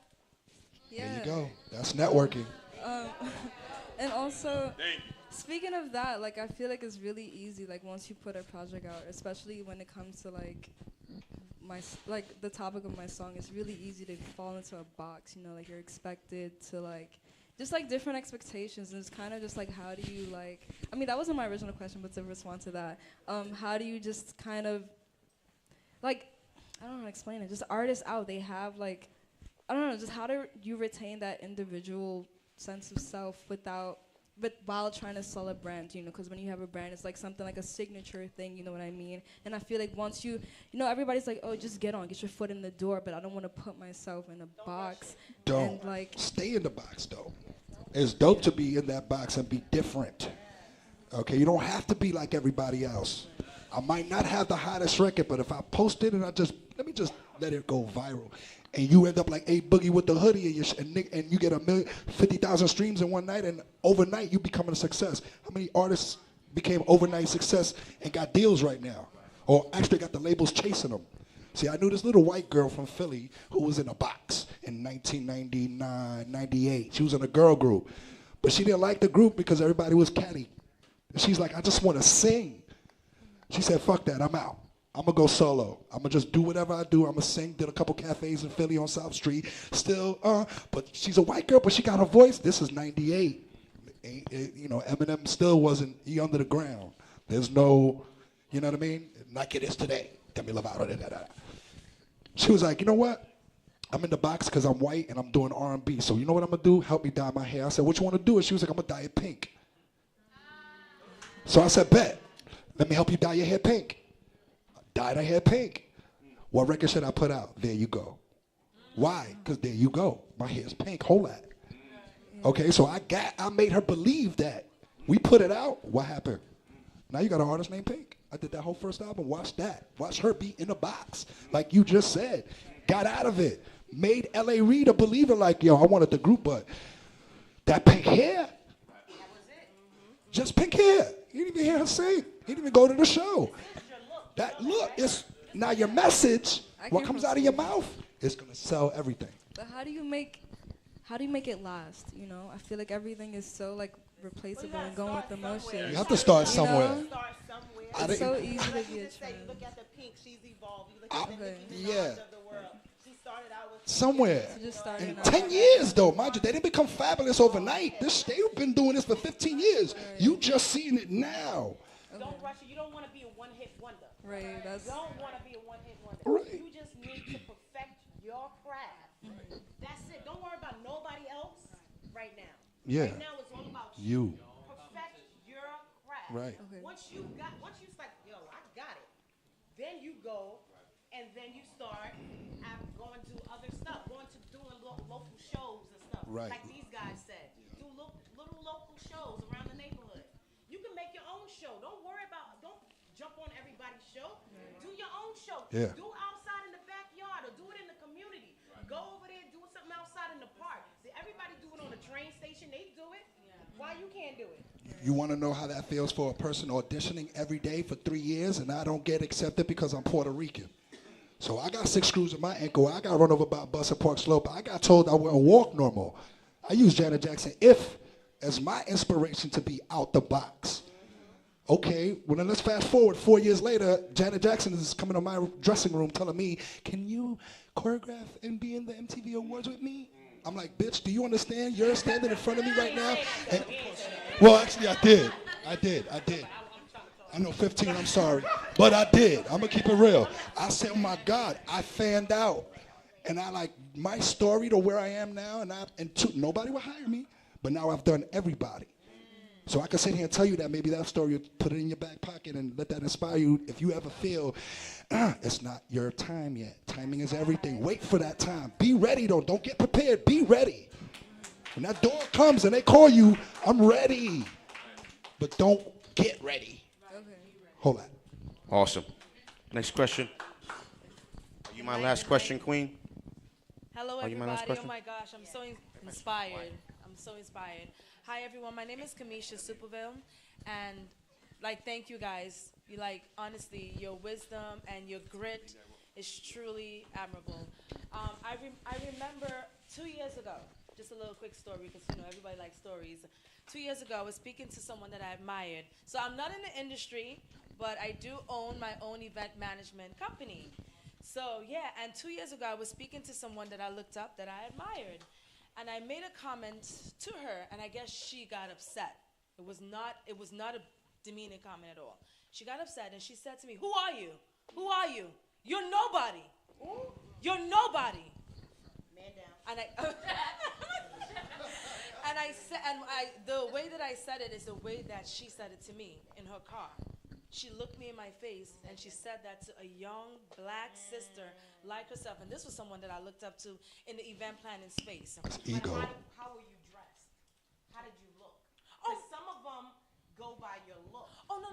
We were having it was they do that. No, it wasn't a dress or anything like that. I had literally just say, "Hey, I'm gonna come and visit you at your space." And she's like, "Okay, come on." And as we're going about our day, I made a comment about someone and she also does what you do?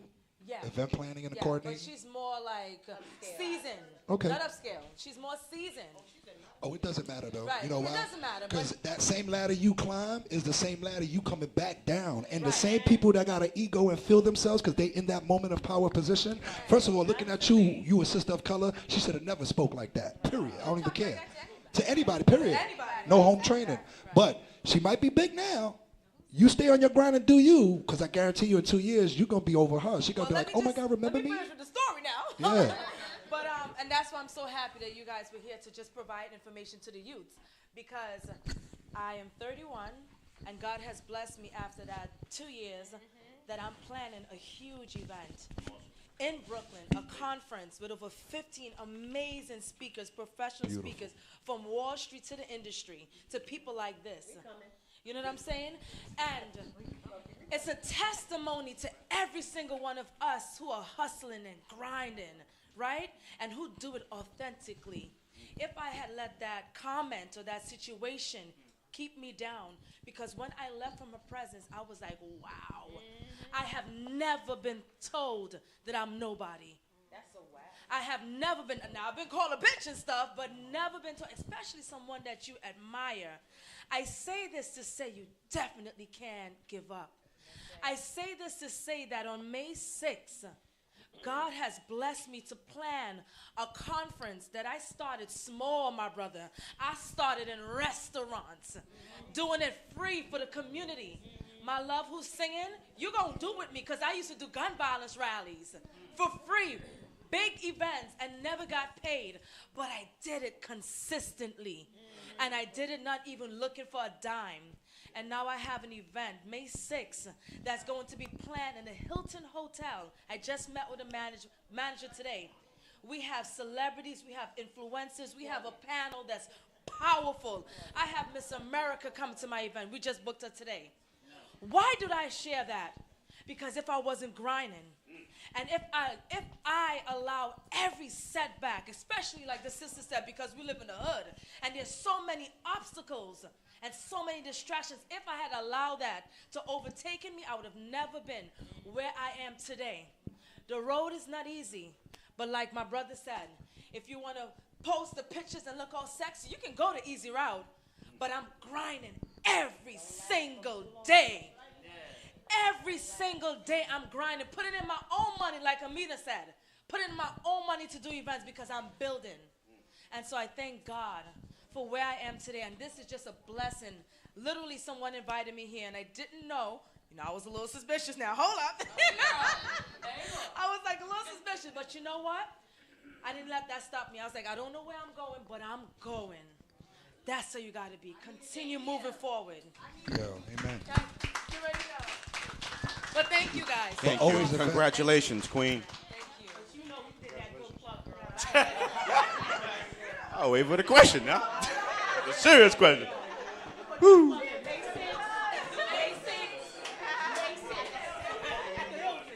Now that's not for nothing. She kind of like answered my question, but that was definitely That was a motivational, sermon. When I inspirational. answered a few questions, that was fearless. That was like, okay, That was dope. I'm gonna shoot my shot regardless. Like, all right. Now we're gonna have to get on out of here. So get your questions. My name is T.R. Sharp, by the way. Pleased to meet y'all. I have a management company called King T.R. Management. Me and my partner King Stallion. He lives in Pennsylvania. The thing is, we started this company in September of last year. Right now, we got about 6 artists. Each artist is doing something. Feel me? There's a story behind it. I went to jail, came home, parole, got a job on Wall Street. Right now, I'm the vice president of a financial company on Wall Street, right? So I'm doing that. Yeah. Oh, yeah. And I finished parole, so, you know, I'm a good guy. You want to hold something? Yeah, text ID, email, I got you. My thing is this, right? So I got the Wall Street job, right? Vice president, cool. I'm there morning tonight. All right, cool. I'm an artist myself. I rap. More of the times, I give music to other people. But then I started believing in other artists, right? I look and I listen. I'm like, damn, that motherfucker's dope. I'm gonna put my money behind it. It started from 1, got to 6. Well, it got to 8. I had to cut 2. They didn't believe in themselves the way I believed in them. Right now, one artist, he just did Madison Square Garden, Big East commercial. We got a commercial in Madison Square Garden. Yeah. Another artist, he got a kid named CJ. He just did a song with Tekashi 6ix9ine. We about to do a video for that. This stupid little motherfucker. Yeah, pardon me, but he's crazy. I got a lot of nerve. He's a songwriter. I swear to God, I think this man is the most talented man I ever met. I'm gonna stop you. And this is for everybody that came up here. One thing about the music business, you don't get this much. You don't have this much time. You came in front of Puff, and he stopped for you. Y'all gotta be able to get right to it. What you want, what you got. Right to it. And I'm saying this because there's an opportunity. You may run into him. We in New York City. Ain't no telling who you run into. And this is your one moment that may never come again. And he walked away already and got in his Maybach and drove off. Because he going to go, listen, Playboy. Not me. You. No, I'm running. I'm running down. CJ, like I said, like we started this in September, so now we did shows from Cassidy to A Boogie, mad shows. Regardless of what, my thing is this: I feel like sometimes a lot of people come to me and say, "Yo, TR, man, like you're doing too much. Slow down." You know what I'm saying? I'm like, "What? I want it all. There's not enough time in the day for me." You know what I'm saying? But that's just me being arrogant, I guess. So that's just me being so hungry to where I want it all. Sometimes I sit back but I started like questioning myself, like, well, maybe I did miss the Puff when he got into the Maybach because I'm over here watching this. Maybe I did miss this happening because I'm so concentrated on his album. I ain't even put out my material and I'm fired. At least I think I am. Everybody tell me I am. But when I believe in somebody else's music more than mine, I feel like, see, this is our logo. You win, I win, we win together. Well, motto, excuse me. You win, I win, we win together. I can't win unless you win. You know what I'm saying? Like, I could win regardless. I'm going to win. But I know if I help you win, we're going to have a better chance to succeed. You know what I'm saying? And it's just like sometimes I do question myself, like, maybe I need to step back and work on myself. Maybe they only want me around because they see how we get into the bag. They see we doing the shows with the A Boogies. So now they just want to get the clout. But my dude, you sound like Chris Lighty. Rest in peace. Better than Chris Lighty. Rest in peace. And you should be. The next violator. You hear me? As you should be. But I said that for that reason and that reason only. But you understand me, right? You understand my ambition. Oh, I'm right nothing there. was given to me. Nothing was given to us either. I had to get on my own. Facts. The thing is, like, I want to do what y'all see. What y'all doing? Like you said, nobody been here before did this for y'all. I want to do that too. Nobody done this for me. However, I know I have the tools. When I was sitting in jail, right, I was telling myself, I'm like, yo, I'm a boss. Can I say one thing? I'm sorry. Real quick. I was like, I just need you to get to the I'm listening. point. Get to the point for me. The point. I'm sorry. I know you. hungry. All right. What you want? I feed you. My point is more just, do I slow down, or do I pick it up another notch? You prioritize and you plan and you strategize. But I got that already. No, did you write it down? You don't Yeah, I got a whole Google. What? No, because you're asking that question. My Google Calendar is crazy. I'm always on time for everything. Everything's solidified. Everybody has their moment. I just feel as if maybe I am moving too fast. Maybe I do have too much on my plate. Maybe you already on the right path and everybody else can't figure out how you do what you do. You don't have to express and explain yourself to anybody in your label. Stay doing what you do. Keep that drive. They soldiers. You're the general. They following you. So stay there. I said Chris Lighty for a reason. Rest in peace. He did that. He running in the streets and finding little niggas in the hood and getting them on stage and like, yo, I'm a creative vibe. I want to violate the game. And look who Violator is, and look at the legacy he left. You think he stopped? You think Puff sleeps? You think Puff stops juggling 5 different brands, a family, and a staff of about, how many, 1,000?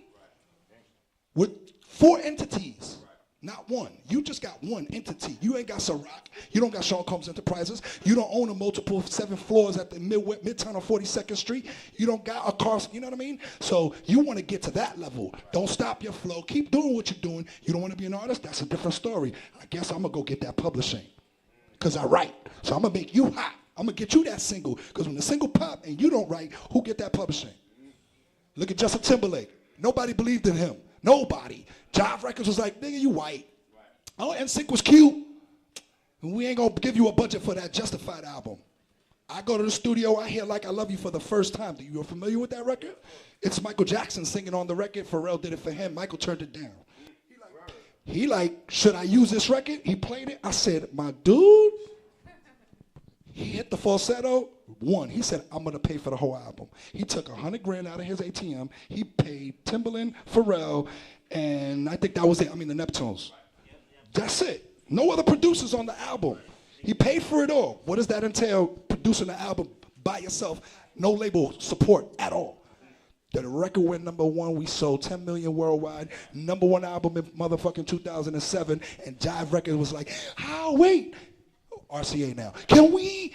Nah, because the recoup of that 100,000 turned into 100 mil. How many singles off that album?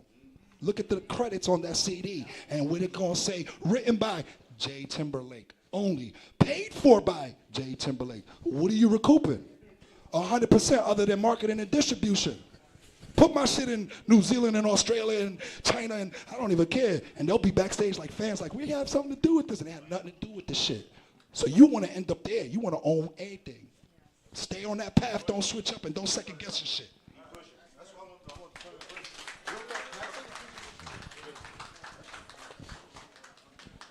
Go ahead, Queen. Good job. Hello, good evening to everybody. I'm actually not an artist, I'm a blogger, but I have a platform, it's called Bump My Music. And it originally started where I was interviewing artists, but I wasn't getting a lot of positive feedback. You know, they had a large following. They were really good artists, but it was like when it came down to, you know, telling them, look, I need about 30 minutes of your time to chop it up, get an interview, a lot of them kind of just really weren't, like, available, and it kind of made it seem like other tasks were more pressing and more important when they're really not putting out anything on social media. My platform isn't really geared towards the typical blogger where, you know, they talk about you, whether it be good or bad. I don't really like the negative connotation that's put on blogging, so I kind of like to uplift. The blogs are more theme-oriented to whatever album, EP, whatever music the artist is releasing at the time. So my question to you all is, being that the climate has kind of changed for blogging, most people don't even really want to read anymore, even if they can. What advice would you give bloggers to stay true to what we really want to do? Like, I don't want to, you know, I don't want to be the next blogger talking about, you know, the gossip. I don't care about that. There's 1,000,001 bloggers talking about that. But as far as, like, gaining a real following to support, you know, independent artists, like, that's what I do. Like, I've actually cut out interviews because I found, like, artists are flaky. Like, let's keep it real. Y'all flaky. Y'all don't really want to show up. I went, and this is real talk. I had a manager actually invite me to an artist show in Brooklyn. I came all the way from Connecticut. This artist didn't even show up, and his manager was at Summer Jam. Now, I could have took that, and I could have spent it and, you know, talked about how negative it is. Because I didn't want to give them that airtime to talk about it. I did actually conform an article, and it was News Travels Fast, and it was talking about how, you know, when you don't show up, that's a negative for you. And if you were actually on, like, your reliability, that's going to cost your label, that's going to cost whoever, your management, that's going to cost money. You just gave the news. People need to know that. Because if I don't want to invest my money because other people don't know that. But people aren't reading, and that's the problem. So my question is, yes, they do. You got people that read magazines. You got people that pick up a book. There's somebody that reads the Daily News, but I like to read the New York Times. You understand what I'm saying? I might not own a computer, so I ain't going to be on the Shade Room and Baller Alert and Media Takeout and World Star. I'm poor, but I'm going to always pick something up and read. So you got multiple people in different diversities doing different things, which makes your platform that much bigger. Now, the content you put is what it is. Exactly. And also, you have to kind of create a buzz for your blog. If you want to drive people, again, there's other platforms that you can use. A lot of times what these blogs do is they will do just a small, just a preview of the actual article, and you can use that to promote it on social media. You have to find a way to, again, it all comes down to marketing as well, too. Marketing and branding. If you want to separate yourself as this is not a gossip blog, this is really an information blog. This is a blog to showcase talent and showcase artistry, and then you have to find a way to generate that and captivate people, so to draw them in. If you start from social media, because that is like really, you know, again, for people kind of finding out information, and you know, we come from now in this era what we call the microwave society, so people just want things quickly. Everything has to be quick. So you're not going to necessarily just get someone to go log on, then read an article that however long the article is. But if you draw them in on social media with a small clip, you have to, you know, figure out how to get some type of image, you know, whether it's a little thumbnail image or some type of photography that will just allow. Yeah, I actually just started going to a lot of just different events and putting artists out there. $2 or whatever it is to promote, you know, and then you can actually schedule and structure your demographic, your audience, who you want to target, who you want to reach for $2. So you can push that article to all of these various people with just a clip, and then you have a link that draws them to your website to read the full article, and that's how you create people to want to come back and to see what you're writing about and what you're blogging about. It's actually published work when you do it like that too. Right. Well, thank you. Thank you all for your time.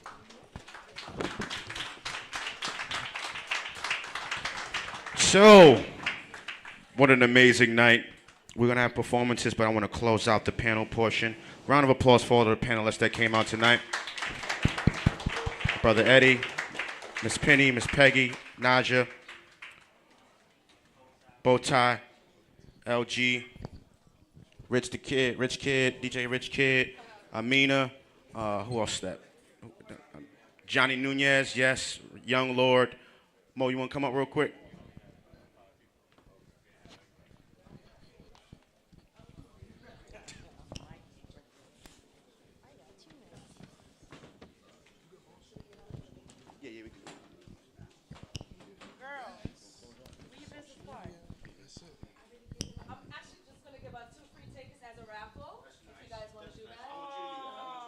No, you gotta have to make sure we on this list. Right.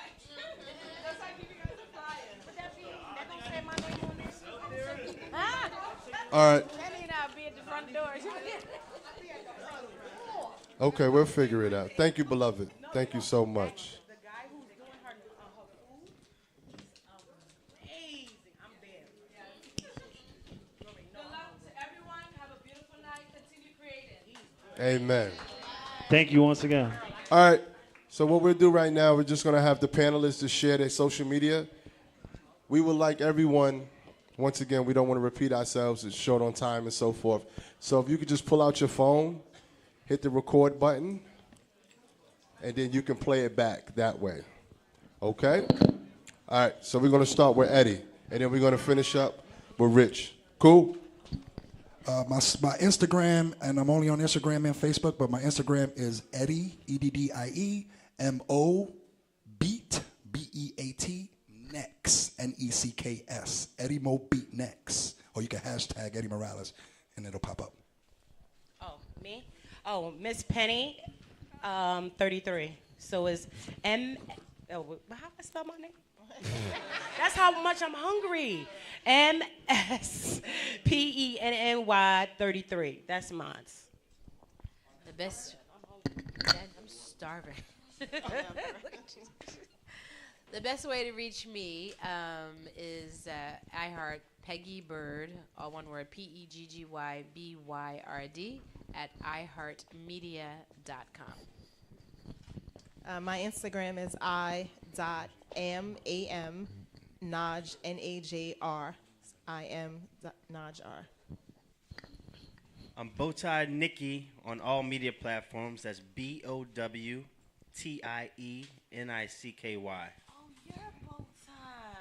That's Bowtie. And my Instagram is LG_718. You can go in there and see clips of the different films and TV shows I've been in and support. Mine is DJ Rich Kid, so it's DJRICHKIDD. There's 2 D's at the end of Kid. And my email's in the bio, so artists, if you want to send me music, I'm always open. Same here. That's right, y'all. Those are the panelists right there. Put your hands together for the panelists tonight. Yeah. They are out here tonight, free of charge, giving you free game, putting y'all on to a way to make a lot of money in this industry, man. Make some noise for these people one more time, y'all. All right. So what we'll do right now is that we still have 3 more artists to perform. However, what we want is that this is an experience. So we do want to be mindful of the artists that are performing, but utilize this platform right now to network with the panelists right now. That's right, y'all. Copy? Cool. All right, let's get it. Before we get the panelists on the stage, I want y'all to put your hands together for Amadeus, Platinum Boy Music, Arts and Rhymes. This is what it's about. We are all artists. We here to represent, support each other. I go by the name of Mr. Radio. We're going to get into the next acts. Stay tuned.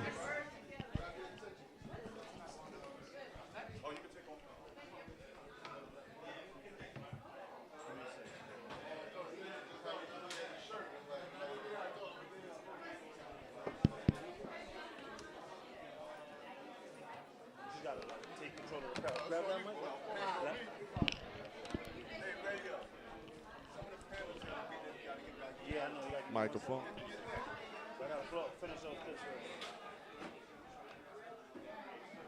Gotta get the attention, Playboy. Got you. Whenever you're ready, yo. I'll go by the name Agent Roy, by the way. want you to start whenever. Yo. Are we live in this bitch? Are we live in this bitch? Yo, this is my rite of passage. I tell my life this is my passion. So whatever happens, it happens. I'm bounce back like elastic. I know that time is rough, but we don't give up. But at what point does enough becomes enough? My mama struggled just to pay the rent. She's stressing, in college calling, I can't pay the debt. Depression, what could I do? This is the hand that I was dealt. That's why I'm making music for my pain to be felt. God questioning my strength, he got me under pressure. But that's how diamonds are made. I feel I'm nothing lesser. This is my reprise. I'm tall, I'm 6'5". I can touch the ceiling, now I'm aiming for the skies. But I'm still taking baby steps. It's okay to move slow and like takes a left. And only I can write my story, so I refuse to let these people pretend that they know me. They can't use me. For the bitches? Are you down for the hoes? Are you down for the money? Are you down for the hoes? They say money make a change out of you. I hope you never see me in a different view. I pray I never lose you. No, I pray I never lose you. Oh, don't wanna lose. Alright, look. Don't ever wanna lose. Yo, check. Long live your idols, may they turn into your rivals. Rap amongst the best and fight for survival. My issue, I compare myself to Jay. I feel entitled to be in conversations with the best without the work. My heart is tainted. Failure myself got real acquainted with constant attempts. I'm trying to make it. My time is wasted. Now heaven said, I ain't trying to go wings. I'm just a kid from New York. All I want is nice things, but I'm still climbing out of death. I'd rather start to death than full of regret. I don't mean to disrespect. This go beyond the show. The choice is for the picking, with nowhere to go. And my back against the wall, will I rise to the occasion to feel the conquer and fall? Then proceed to drown in alcohol like my problem is solved. But that would be too easy, ain't it? So I'd rather load 16 on my anguish and just bang it for I lose you. For the bitches? Are you down for the clothes? Are you down for the money? Are you down for the hoes? They say money make a change out of you. I hope you never see me in a different view. I pray I never lose you. No, I don't wanna lose you. Yo, don't wanna lose you. I'm a rapper, so it's only right that I'm materialistic. So I want the diamonds, clothes, bitches, hoes. That's all a nigga really know. I said I want the diamond, clothes, bitches, hoes. That's all a nigga really know. I said I want the diamonds, clothes, bitches, hoes. That's all a nigga really know. But I never wanna lose you.